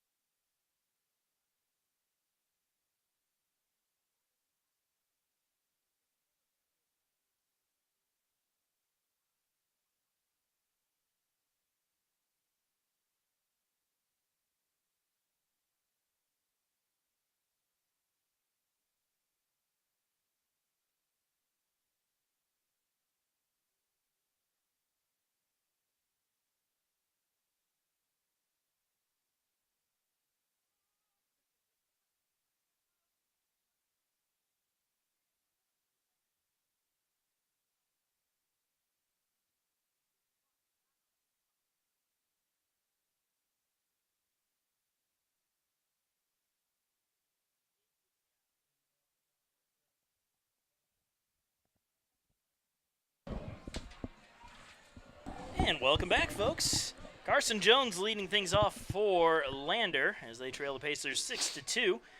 He's 0 for 2 on the day with a pair of strikeouts. The strikeouts are very valuable today as A.O. Pye goes out throughout the stands to collect donations or sell raffle tickets for every single strikeout. And there have been a few today. Well, every single strikeout. The Pacers dish out to Lander. Swing and a miss on the first pitch for strike 1. Although I'm sure with plenty of Lander fans in the crowd, that if they were to do strikeouts for Lander, they would still get some donations. The 0-1. Fouled off out of play. 0-2. Now, with Lander being only an hour and a half away, and obviously in the Peach Belt Conference, you play them in softball. Can you tell us a little bit about the rivalry that's been building up throughout your career here? With Lander? Or With Lander, yeah. With Lander, I just think they're a pretty solid team, and we always go in looking to obviously get the sweep. And this year we went in and didn't get the sweep, but we did play hard. I mean, they are a pretty solid team. So, yeah. Would you say that this is probably the number 2 rivalry?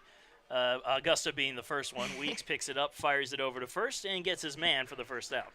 I think the rivalry kind of switches every year, just depending on. Because I mean, we're girls. We play, and then if another person gives us an attitude, it's like, oh, we don't like them anymore. Like they're our new rival. So I think it kind of switches. But I think as far as the more permanent rivalries, I would say they're probably second next to Augusta. And when you look at all the different sports, basketball, baseball, and softball, tennis, all that kind of stuff, Lander, USC Aiken probably is your number 2. Yeah. I think Augusta is probably the first since they're so close to us. I mean, it's only from here it's maybe a 30-minute drive 30 in minutes. Total to get into Augusta. For sure. A lot of hate between the two schools. Obviously had the battle for the paddle this year, which USC Aiken won.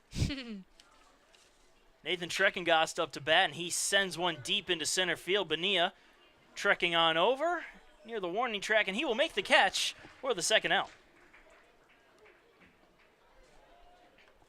Did you get your hands on that paddle at all? No, I didn't. That's a shame. Because you guys split with Augusta We this did. year, if I'm correct. Yep. Unfortunately, they got us in the 7th inning of the second game and had a walk-off. So that's probably the downside of playing away, is them always having the last hitting advantage. That is true, and now if you can get enough runs on them in mercy rule, that doesn't hurt so Yes. much. That is the good thing about softball. You always have the run rule, but baseball, scores endless. You do actually have a mercy rule is there? in college baseball. However, both teams need to agree on it beforehand. And Pacers never agree on it. I think I've only been here for one mercy rule. Wow. One mercy rule. I've been doing this now for 3 years. 3 years? Yeah, 3 years broadcasting, even longer as a student, and I've only seen one mercy rule. Wow. The 1-1 pitch to Connor Davis, right down the middle for a strike 1 and 2. He's 0 for 2 on the day as well with 2 strikeouts.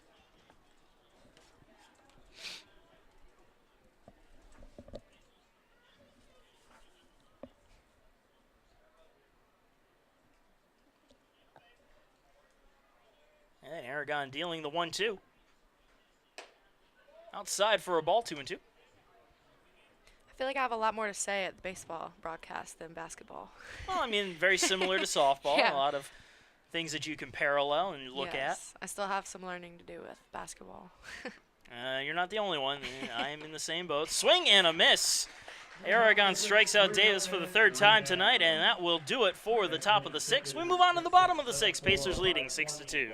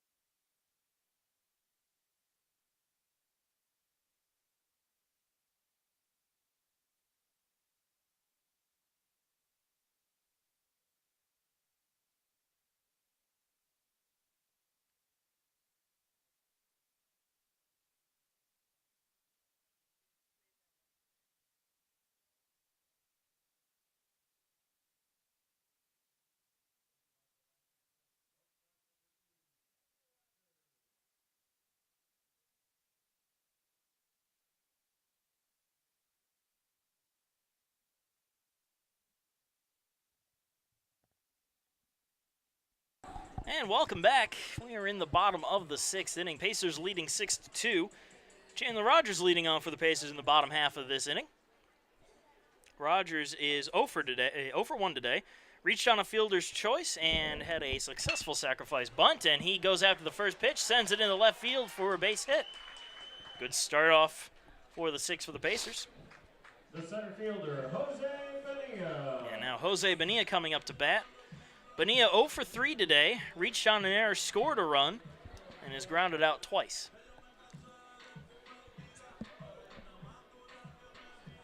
It took me the longest time to realize that Bonilla was a switch hitter. It took me until this year to figure that out. Is he? He is. Oh, wow. I didn't know that either. You have an excuse, though. You don't watch every single game like Yeah, I do. I mean, sometimes I do, but. Pitch in there for a strike to Bonilla. Okay, but you watch every single game, but you don't have to pay attention to every single I don't really pay attention to like you have. It's not my job, I guess. It's my leisure. Well, you have reasons to come out to the baseball game. One, you're a student athlete. And always nice to support fellow student athletes. Oh, Bonilla nice sends that on a line into left field. That'll be a foul ball. Barely. Just barely foul, as you said.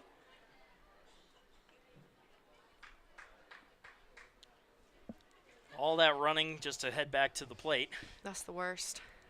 No, the worst is when you're the runner on base and then the person at bat keeps fouling. And you're going like on a steal. Back and forth.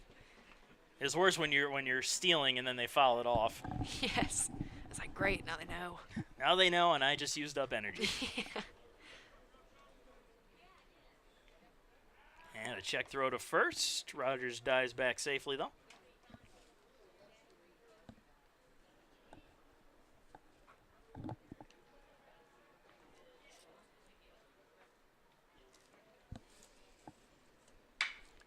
And another well-hit ball into left field. This one will drop in fair territory for a base hit. Bonilla aboard, Rogers at second, and Dalton Weeks, the ever-dangerous Dalton Weeks, coming to the plate. The third baseman, Dalton. Pretty sure he got a 2-run homer last night, didn't he? He did, yeah. Back in the first inning. Weeks having a solid day at the plate today. 2 for 2 with 2 doubles. 2 runs scored and an RBI. Chance now to pad his stat with a runner in scoring position and another runner on first, and nobody out.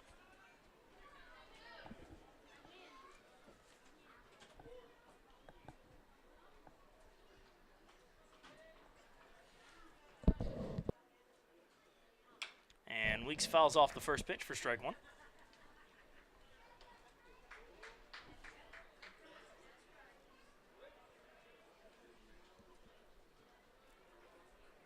How do you feel about calling an inning today? Calling what? Calling an inning, doing play-by-play for an inning. I'm not sure how I feel about that. Pitch in the dirt, ball gets away, runners advance.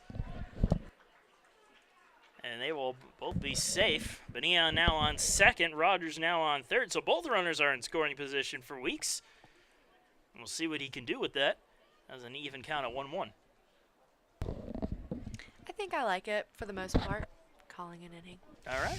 Then we are going to put you on, and I'll do color for the 7th. Gotcha. This is going to be your baptism by fire. Hopefully the listeners won't crucify me if I mess up or I'm not saying enough for them. I'll try my best. I try to listen on the broadcast as much as I can, so I'll try to mimic Marcus as much as possible without sounding annoying. We'll see. We'll see.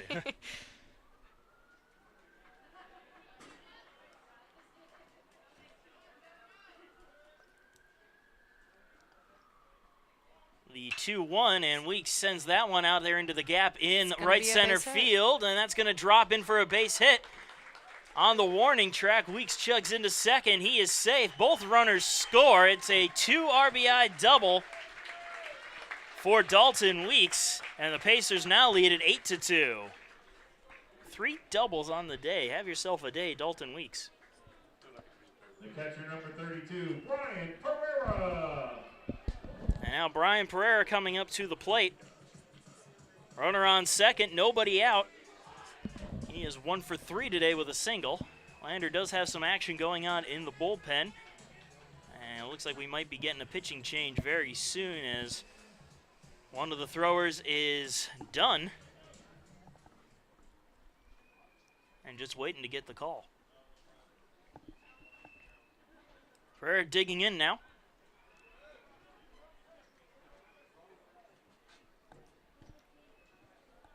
Again, 1 for 3 today. Runner on second, nobody out. 2 runs already in here in the bottom of the 6th inning. And the first pitch in there for strike 1.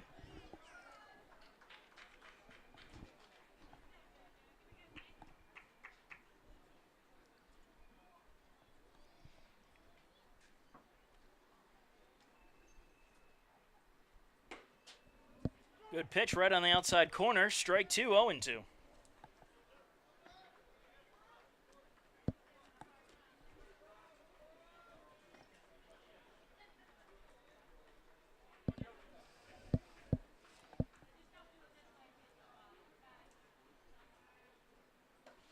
Low and away. Another ball in the dirt, 1-2.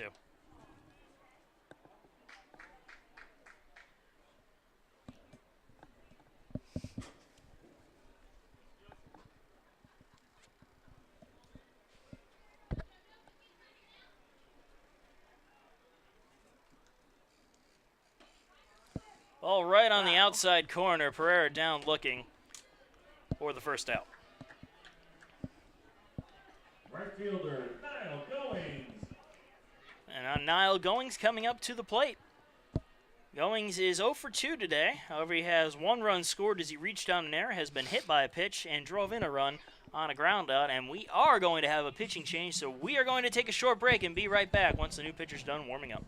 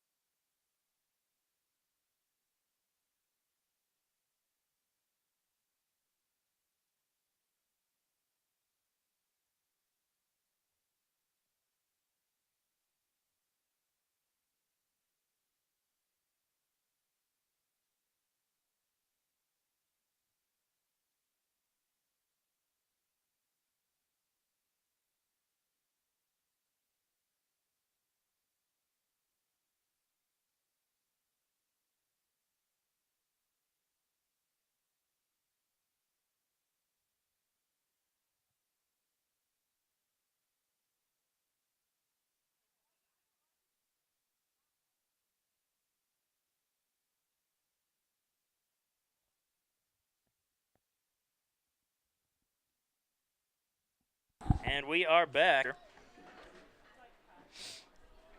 Troutman with a 4 ERA, a 1-2 record, and 16 appearances. As an opponent, 4 on the year. 1 walk, 9 hits, 8 runs scored on him. I feel like Niall was just up. Maybe I guess that means they're hitting well. And they keep coming up. Oh, wow. And a check swing. Did he go? No, he did not on the appeal. 1-1.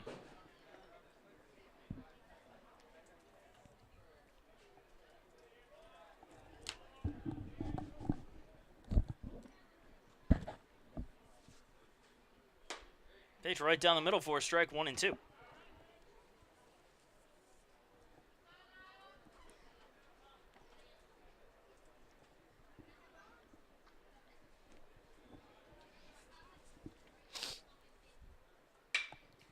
And Goings lines that one to second, where it will be caught for the third and final out. We move on to the top of the 7th inning. Pacers up 8-2.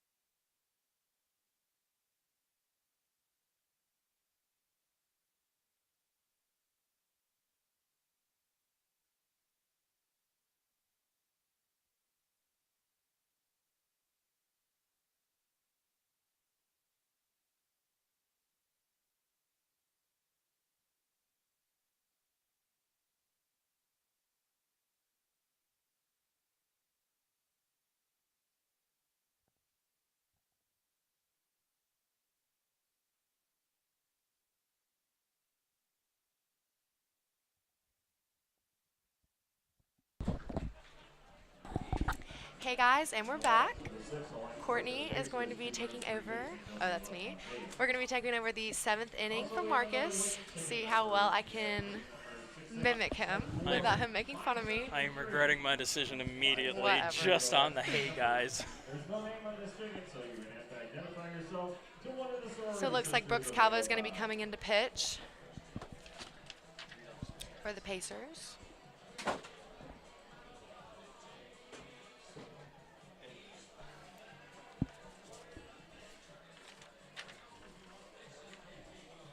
You're doing fine, just keep it on going.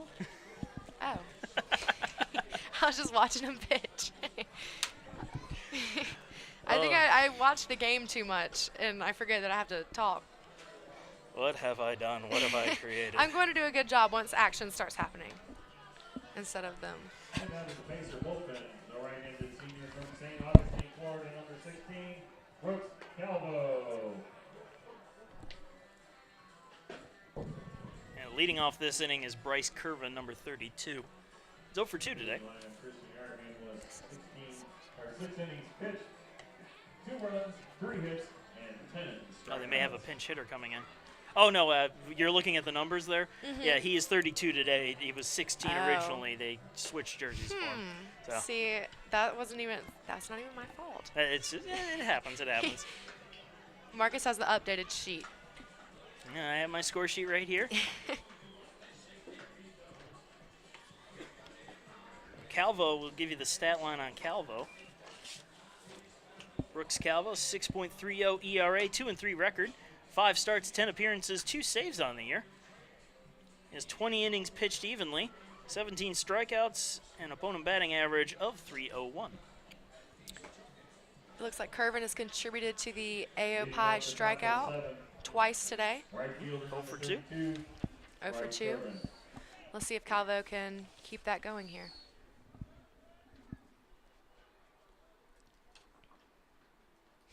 And speaking of which, 10 strikeouts for Christian Aragon on the day, really helping out that AOPI strikeout total.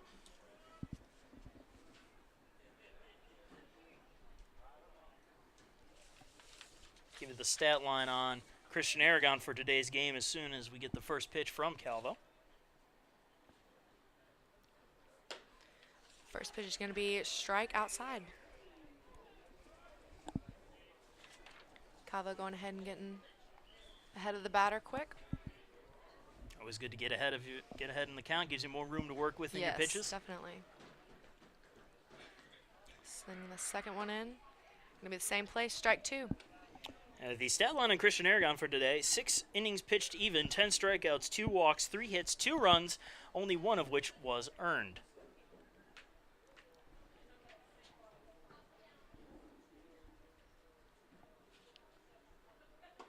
And that's strike 3. Swinging. So that's going to be his 3rd K for the day. Alex Conaway. Now batting is going to be Alex Conaway, the DH. He's also 0 for 2 today. Yes.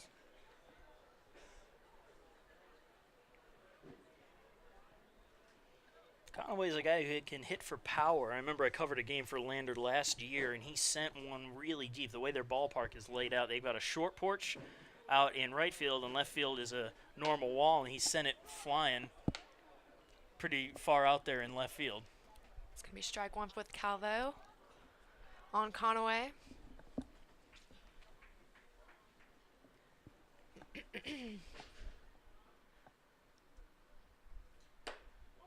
Ooh, that was close. Ball outside. Well, he's been getting the outside corner early on in this inning. Figured why not try it again. He has. That's going to leave the count 1-1 with 1 out for the Pacers. Cavo gets the second strike inside. Conaway does not swing for that one. He's up on Conaway, 1-2 with 1 out.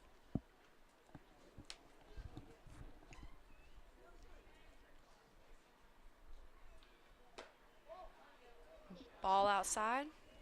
Good looking pitch, just couldn't get the call. Still trying to graze that corner. Seems like he's been doing that since he's since the first batter. Well, again, when you're ahead in the count like that, you have a little Oh, wiggle yeah. room to work with. Maybe try to get him to chase one, Yeah. or for see if sure. you can get lucky with the call. Still chasing that outside corner. Conaway doesn't look like he's going to fall for it this time. And good plate discipline by Conaway. Full count. Who's going to win the battle?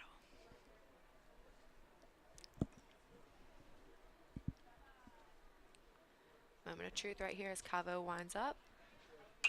And it fouls off from Conaway. Well, we will do it over again. Drum roll.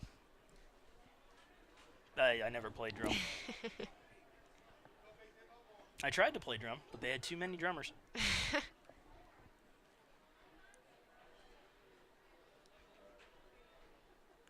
Calvo winds up. Gonna get a little dink to Calvo. Throws it to first for the out. Second out. 2 outs, and Richie is going to be up to bat. Bo Ritchie. The left fielder. He's 0 for 2 today. Reached on an error his last time up and came around to score. He is one of the 2 runs that the Bearcats do have, though. He is the unearned run that Aragon let up.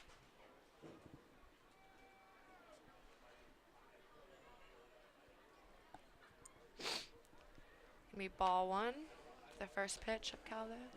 Another throw in the dirt. Throw it in the dirt. If you attend the softball games, you know it's one of the more popular cheers, the throw it in the dirt. Well, inside on that pitch for Calvo, making that ball 2. Now, I'm not going to say you stole the cheer, but you stole the cheer. We stole the cheer. We're not going to say from who, just in case anyone has some connections with that team. We do tend to steal some cheers, but so does everybody else. And that's going to be first strike for Calvo, making the count 2-1 on Richie.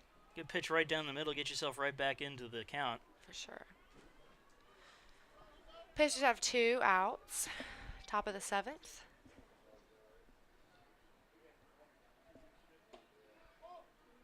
Ooh, another It's going good to be pitch. a called ball. 3-1. See if Calvo can come back here. And just couldn't get the call. That was a good pitch, though, from Calvo. Calvo's really settled into the bullpen role. Used to be a starter. It's going to be a foul. Giving Calvo a long strike. Full count. Another drum roll. I just told you I never played drum. You got to stop asking me for these drum rolls. A figurative drum roll. SID always on point over there as he gives you your drum roll. 3-2 counts are always teeth clinchers. It becomes a mental battle when you get to 3-2. It's going to be another foul ball. Leaving the count at 3-2 for Richie. And when you get to that 3-2, you don't know, is he going to try to brush one right off the edge of the plate, Exactly. get me to chase, or is he going to come at me right down the middle and hope I don't go Exactly. for it? Right now, with the 8-2 ball game, I think we can afford a chase on the outside corner. Ooh. It's going to be an inside pitch, sending Richie to first. And he tried to work it with a curveball there, tried to get it to break back into the zone. Sadly, it didn't work. Runner on first with Mike Fitzgen coming up to bat. He is 1 for 2 today, an RBI single, a walk, and a run scored.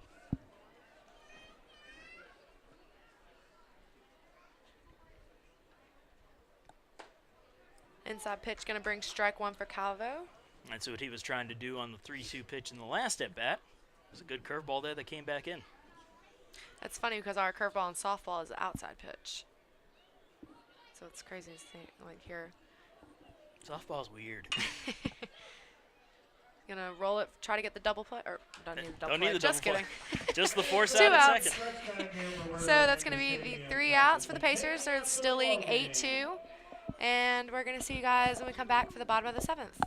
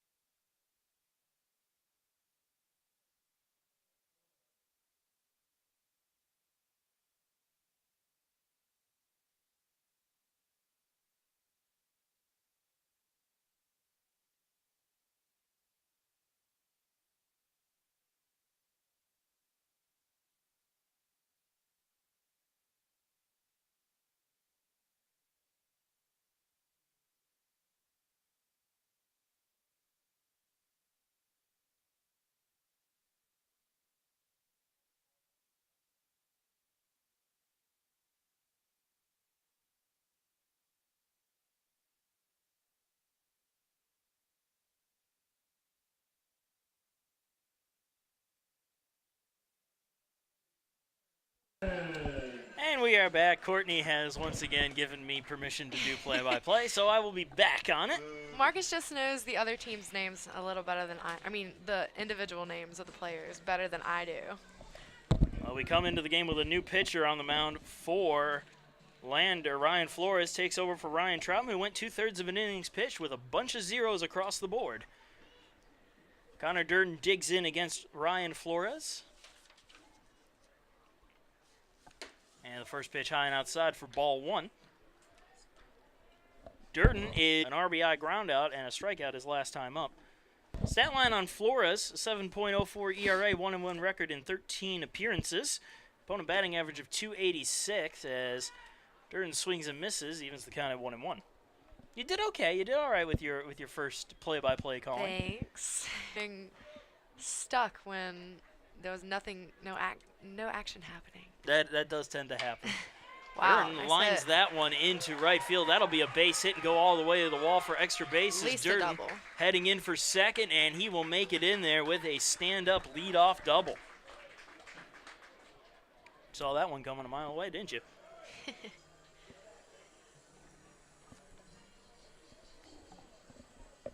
The left fielder, Joey Smithers. And now Joey Smithers will come up to the plate. Smithers is 1 for 3 today with a single, a stolen base, and 2 strikeouts. Runner on second, nobody out. Bottom of the 7th inning of an 8-2 ball game.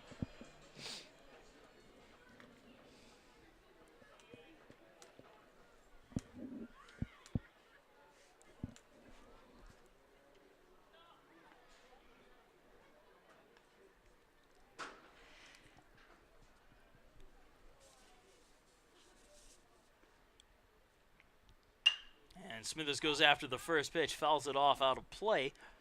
Strike 1. Into the picnic area where a bunch of the AO Pies have congregated.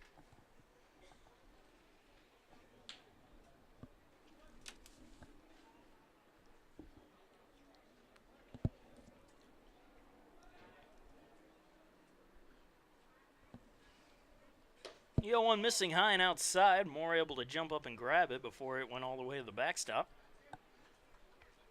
Count even at 1-1.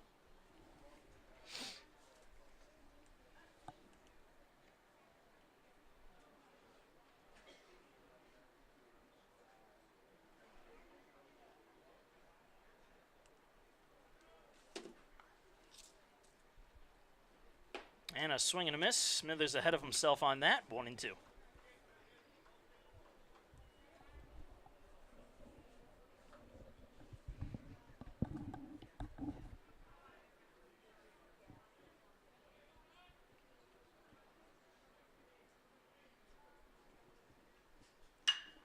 Smithers sends that one into the air into right field. On the run and making the catch. Durden's going to tag up to get a 3. Curvin makes the catch. Durden tags and heads to third. It's 1 out for Philip Watcher. The second baseman, Phil Watcher. Watcher 0 for 3 today, looking for his first hit of the day.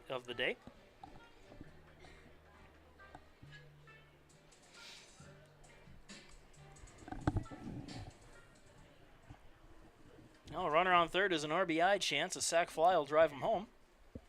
Although I am sure that if you're Watcher, you're looking for more than just a sacrifice. Pitch in there for a strike 0-1. And a sacrifice almost feels like a consolation prize. You get the run in, but You got to go sit down. at least it doesn't affect your batting average. Exactly. Outside for a ball. 1-1. I always found it interesting how whenever a batter would get hit, sometimes or they think they get hit, but the umpire doesn't call it, they get a little upset. I'd almost say, I want to stay in there. I want to try to get a hit. Oh, yeah.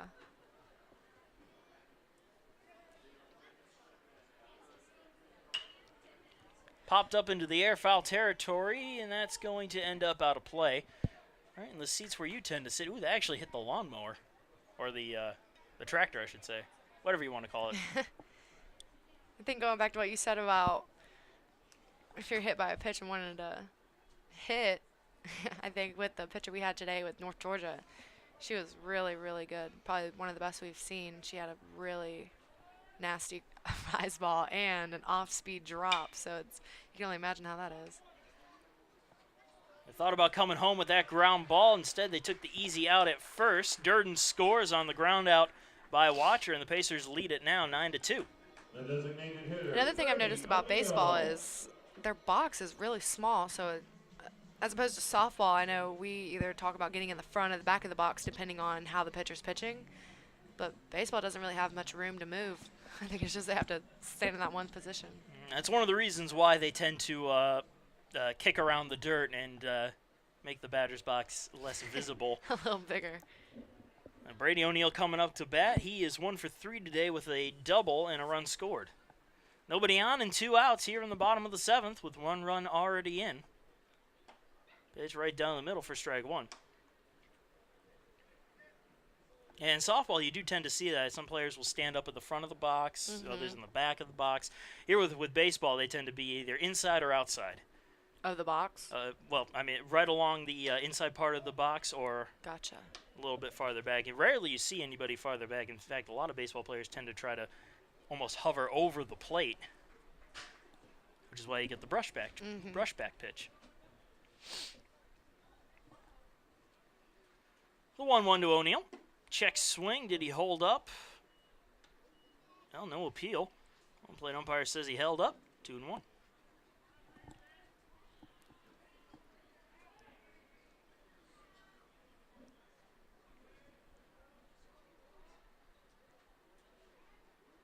High and outside. 3 balls, 1 strike to O'Neill. I have a business communications class with Will Ard, one of the pitchers on USC Aiken's team, and he gave a presentation about the different pitches and like how you hold the different ball, like the ball for the different pitches. And so I learned a little bit about like 2 seams and 4 seams, I think, and sliders, which we don't have in softball. Brady O'Neill draws the walk. Runner on first, 2 outs for Chandler Rogers. Yeah, with a baseball, most of it tends to be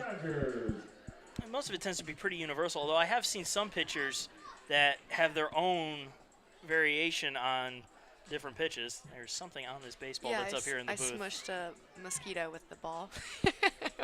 And we're just going to go ahead and put that right back down and not even bother showing any pitches. In fact, we're going to set that on fire. Yeah, there was a mosquito crawling in front of me on the window, so I took the baseball and smushed it.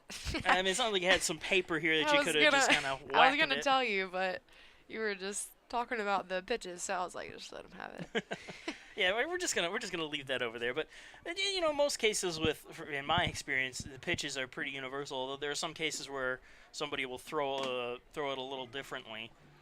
I actually, when I did pitch, it was all on my delivery angle with one of them. A 2-seam fastball was the same hand form on the ball, but I'd either throw it at a 3/4 delivery or right over my head, 90 degree. And that would depend on, it would either be a cutter or a 2-seam fastball with that. I mean, it would be really easy to read, which is why I didn't make it very far as a pitcher. Because if you see it coming at one angle, like, oh, that's how it's going to move. It's coming at another angle. I'm going to look for a 2-seam now. Ball in the dirt, gets away. O'Neill heading for second, and he will make it there safely.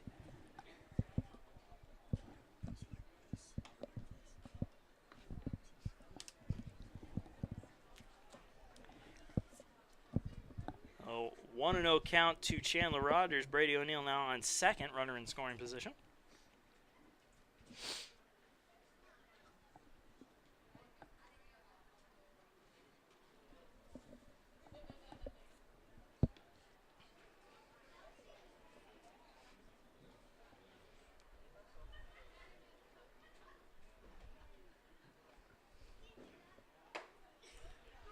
Right down the middle for a strike, 1-1.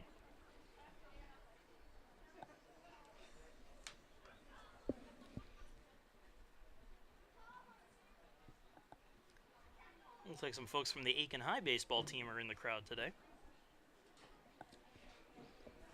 Just a little thing to point out. Rogers, chopper to short.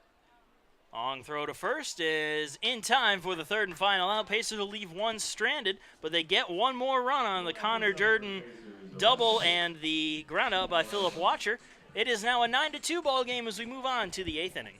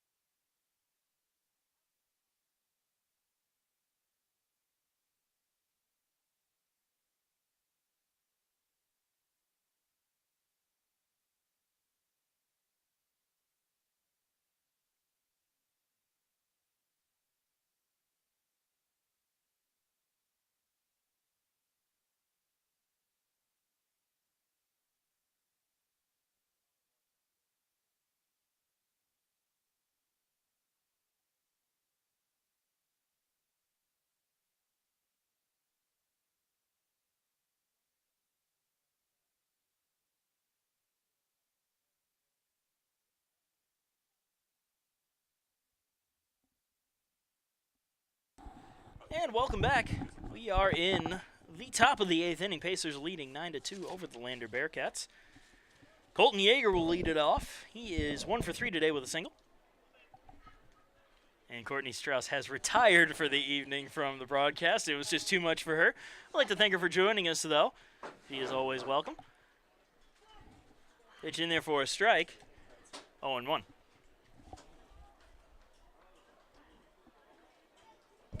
Now we're going to have Brent Hager join in on the broadcast now. I don't know how bad I can top Courtney Strauss being on the broadcast, though. You'll certainly try, though. High expectations. 0-2 count to Yeager. I'm pretty much good for about an inning a day. Yeah, just about. It seems to be your average, maybe 2. Yeah. Well, I just got finished calling 12 innings of softball. Yep, 12 innings. That's about right. Yeah. Pitch misses, 1-2.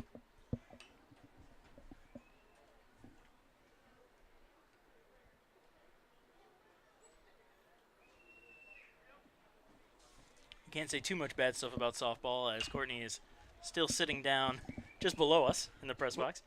You know, I was still impressed, though, with how Game 2 went for them. And, you know, they've got 4 games left in the season, and it wouldn't surprise me if they go 4-0. They very well could, yeah. Their matchups aren't terribly difficult. Again, this was the number 2 team in the nation. Right. That's you can't be expected to beat them unless you yourself are a top-ranked team. And the fact that they only lost the second game by a score of 5-0. And it was 3-0 going into the 6th inning. Yeah, so you know, you can't really fault them too much.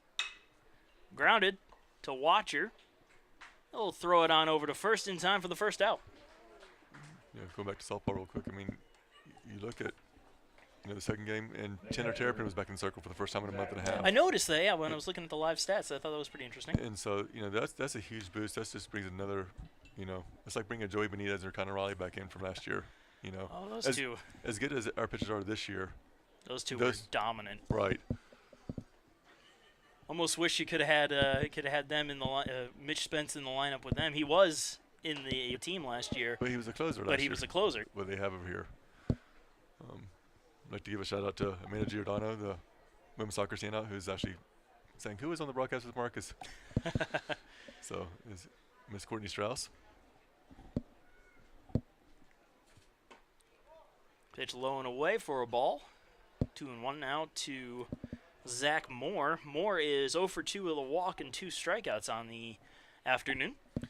Now the question for you, and you know, I missed the first few innings today, and you got with the lineup being changed a little bit yesterday, with Spence going, and then a different starter today.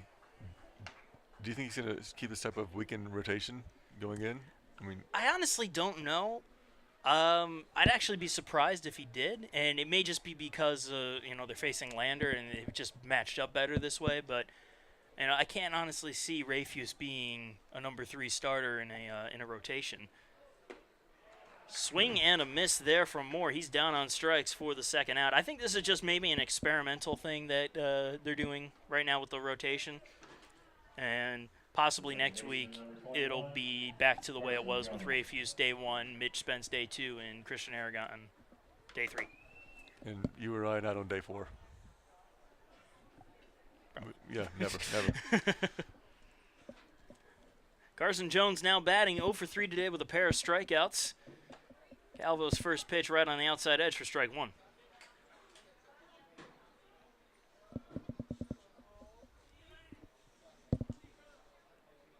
And Calvo has looked sharp today. Well, like I said, he's made a good transition to the bullpen. No complaints as of yet, as that pitch falls into the strike zone. He had 5 starts this year. He's been a very versatile student athlete since he's been here. I mean, he started, been in the bullpen. I mean, pretty much could do it all. I know injuries derailed him a little bit. Popped up foul territory. That'll also end up out of play, keeping the count right where it is at 0-2.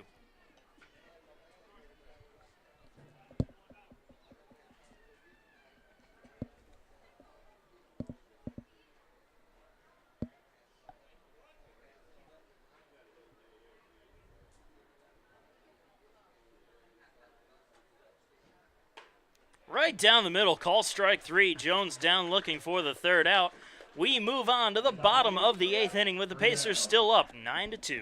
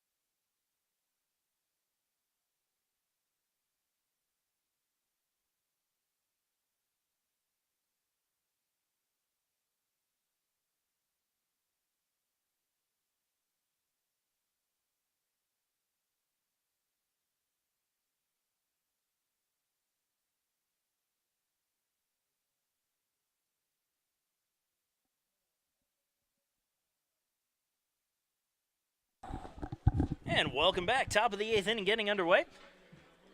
Marcus Johnson here along with Brent Hager. Did you say the top of the 8th?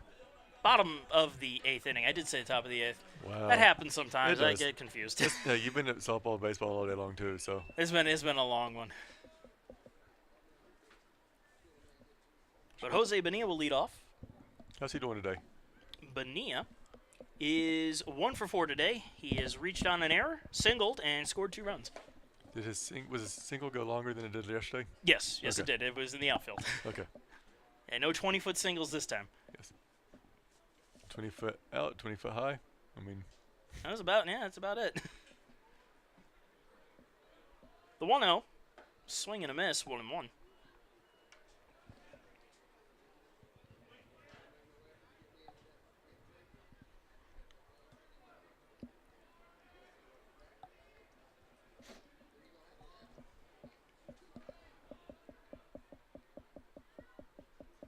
The 1-1 pitch, grounded to third. Schreckengast has it and throws it over to first in time for the first out. The third baseman, Dalton Weeks. Dalton Weeks will come up to the plate. He is having a fantastic day at the plate. 3 doubles, a walk, and 2 runs scored along with 1 RBI. he's good. He's good, yeah. He's doing well for himself today.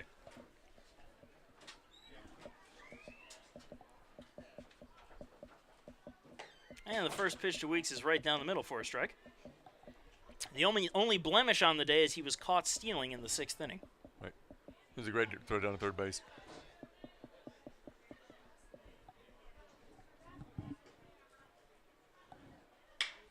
And he's going to get another base hit there as he singles into left field.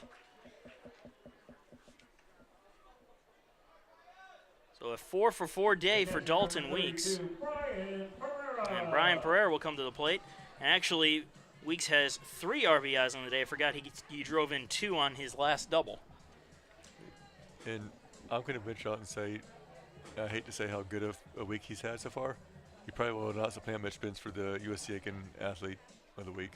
Yeah, it's going to be tough to top what Spence did last night. Right. That's just a guess. I mean, things could change. This is true. This is true. He'll be the first runner-up if necessary. I'll give him a gold star, silver star. Is that right? So, yeah, I'll give him the silver medal for the week. Okay. Or they can split the gold. Their teammates, they should share. Brian Pereira digging in now. Runner on first with 1 out. He is 1-for-4 today. He swings and misses at that pitch for strike 1. Now, his hit was very similar to Bonilla's hit. He only hit it about 50 feet. But he only had to take 4 or 5 steps compared to Bonilla. This is also true. Yeah. Pereira's such a good, nice young man. Hosted the red carpet last year for the banquet. I do remember seeing some of that footage. That was funny stuff, actually. Yeah. And Pereira gets it over the shift and into right field for a single. Runners now on first and second with 1 out. Yeah, that's impressive, to be able to hit it over the shift like that. And he's got to learn how to do it if they're going to keep doing it like that or hit it the other way. I'd lay down a button down third baseline and just be able to have a triple by the time they got to the ball. That's my favorite thing to do when I see the shift, and it's great to see that because it stops people from doing the shift on you, and then you can just swing away whenever you want. Right. But now Niall Goings will come to the plate. Goings looking for his first hit today, but he's reached on an error, scored a run, and driven 1 in.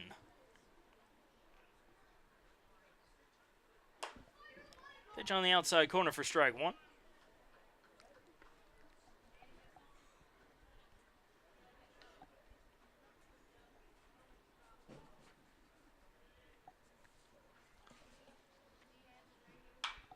And Goings pops that one up into shallow right field. That'll drop in for a base hit. So there's Goings' first hit of the day. It's a bloop single. And the bases are now loaded for the Pacers with only 1 out. And the ever-dangerous Connor Durden to the plate. The first baseman, number 30, Connor Durden. Durden is 2-for-4 today. A 2-run home run, a double, 3 runs batted in, and 2 runs scored.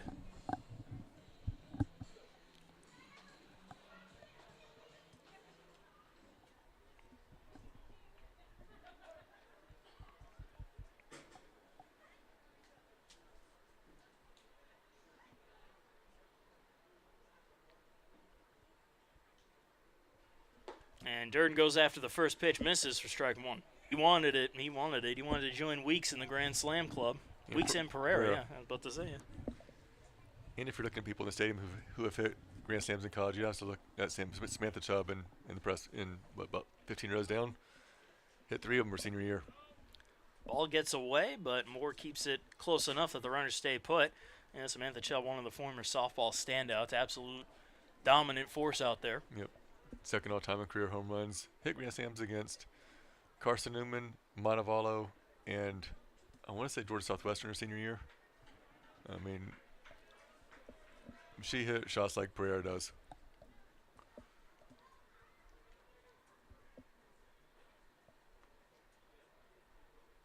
The 1-1. Grounded right back to the mound. They're going to come home with it. Get the force there. The throw down to first is going to draw him off the bag.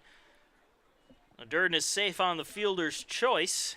And the score stays 9-2 with the bases still loaded and 2 outs. And I think part of that, the catcher, when he went to go throw to first base, stepped on the bat that was put right underneath where Durden was, and he really had kind of lost his balance on that. That doesn't help any, and also you're at a weird angle there trying not to hit the runner but still get it over to first. Right. As Lander's going to talk about everything on the mound and going to go to the bullpen. So we're going to take a short break. Be right back in just a moment.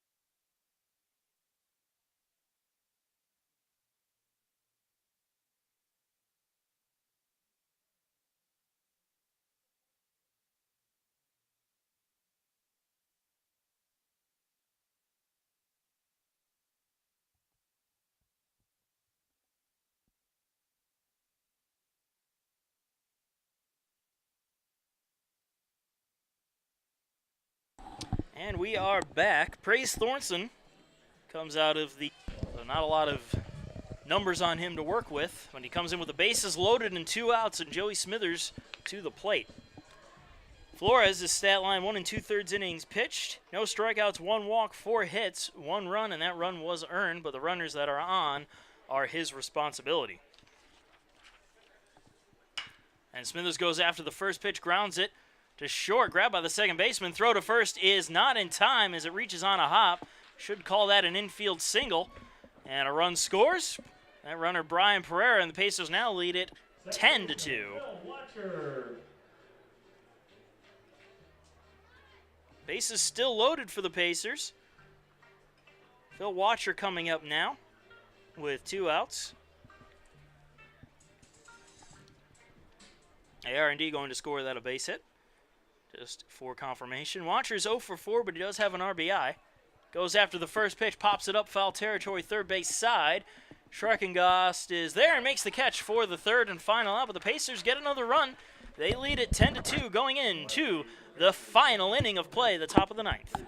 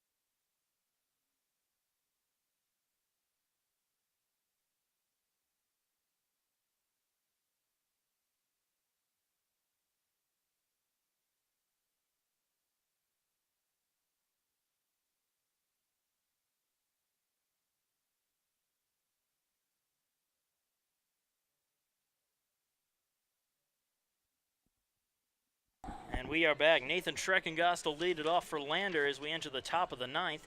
Pacers leading 10-2.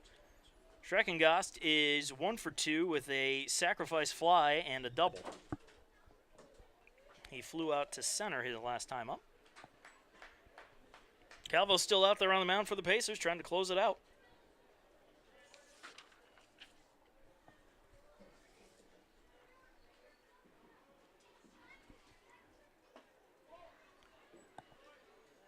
First pitch missing for ball one.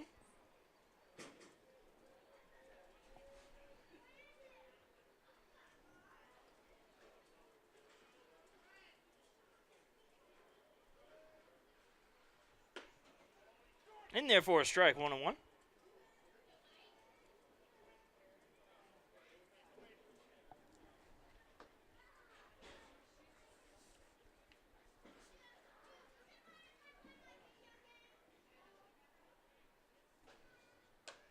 Pitch outside for a ball. 2-1.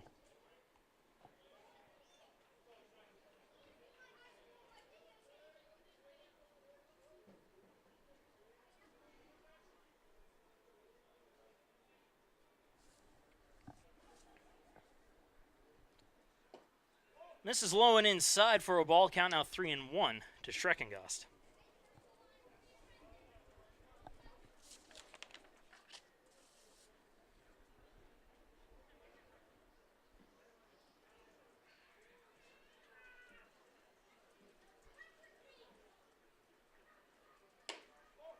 Outside, ball 4. Schreckengost will walk to lead off the ninth.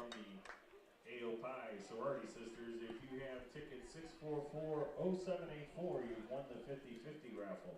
That's 644-0784. Now Connor to the plate. He is 0 for 3 with 3 top of the ninth.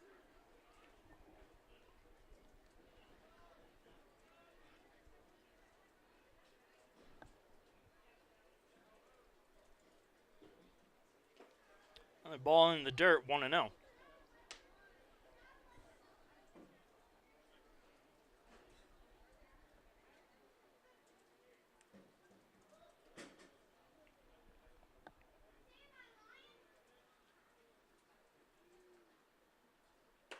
Swing and a miss. 1-1.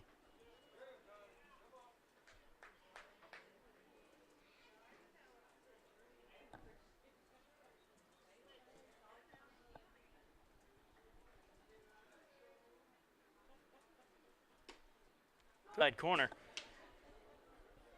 1-2.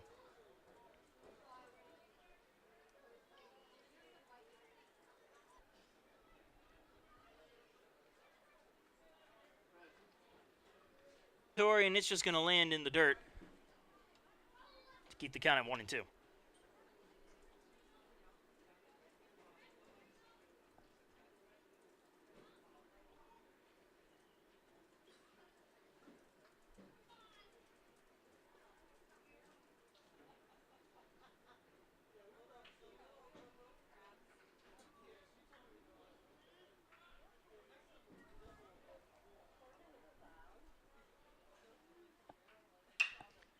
Fly ball. Right field. Bonilla coming over, making the catch for the first out. Our final 3 raffle ticket winners are Cassie Kate, Yolanda Yarborough, and Robbie Ray. And also if you have tickets that ends in 560. And now batting, Bryce Kervin. Bryce Kervin coming to bat now. He's 0 for 3 as well today with 3 strikeouts. Runner still on first with 1 out.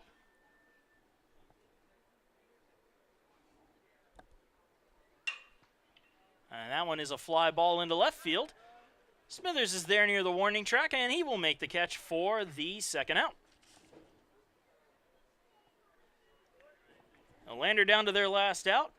And the DH, Alex Conway, coming up to bat. Conway 0 for 3, grounded out his last time up.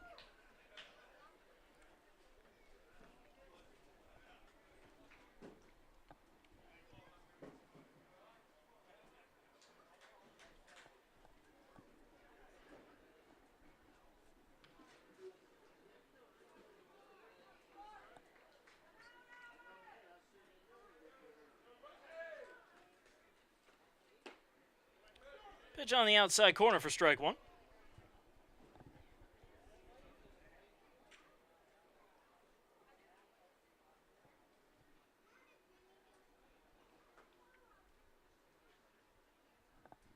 Swing and a miss, chasing a high fastball, 0-2. Bearcats down to their last strike.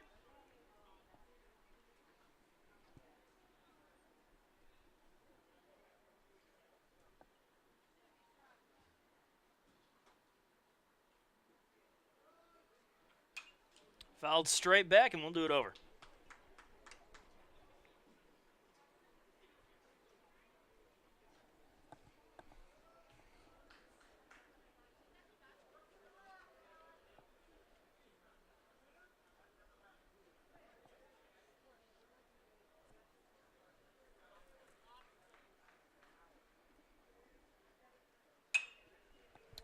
And that one hitting the air again, foul and out of play.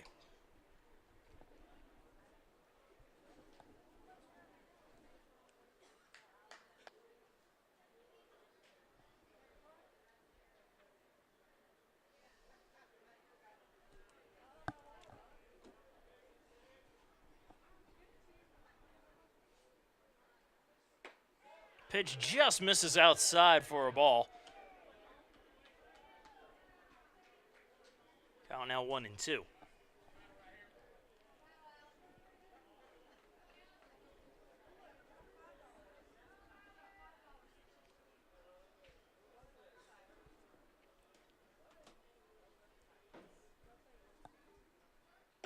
Again, low and outside, 2-2.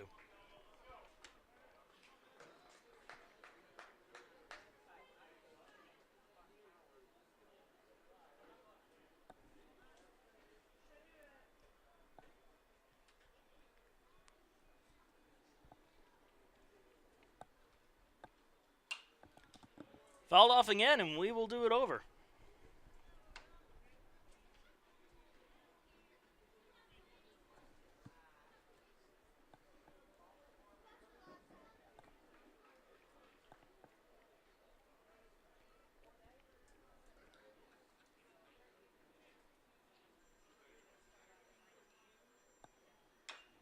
And another foul ball from Conaway. Count stays put at 2-2. Runner still on first base with 2 outs in the top of the 9th inning, where the Pacers lead 10-2, trying to close it out.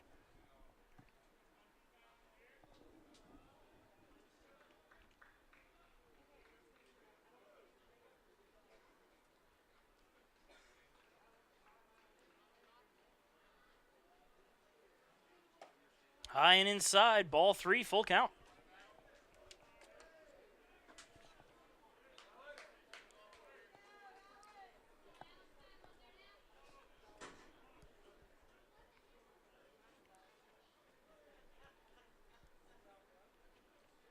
Pacer infield no longer holding Schreckengoss at first.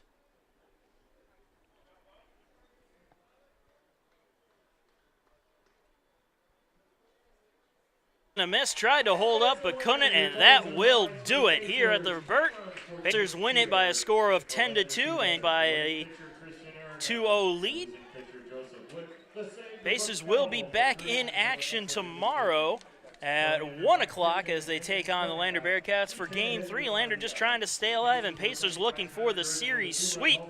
But until then, I'm Marcus Johnson. Thank you for joining us, and have a good one.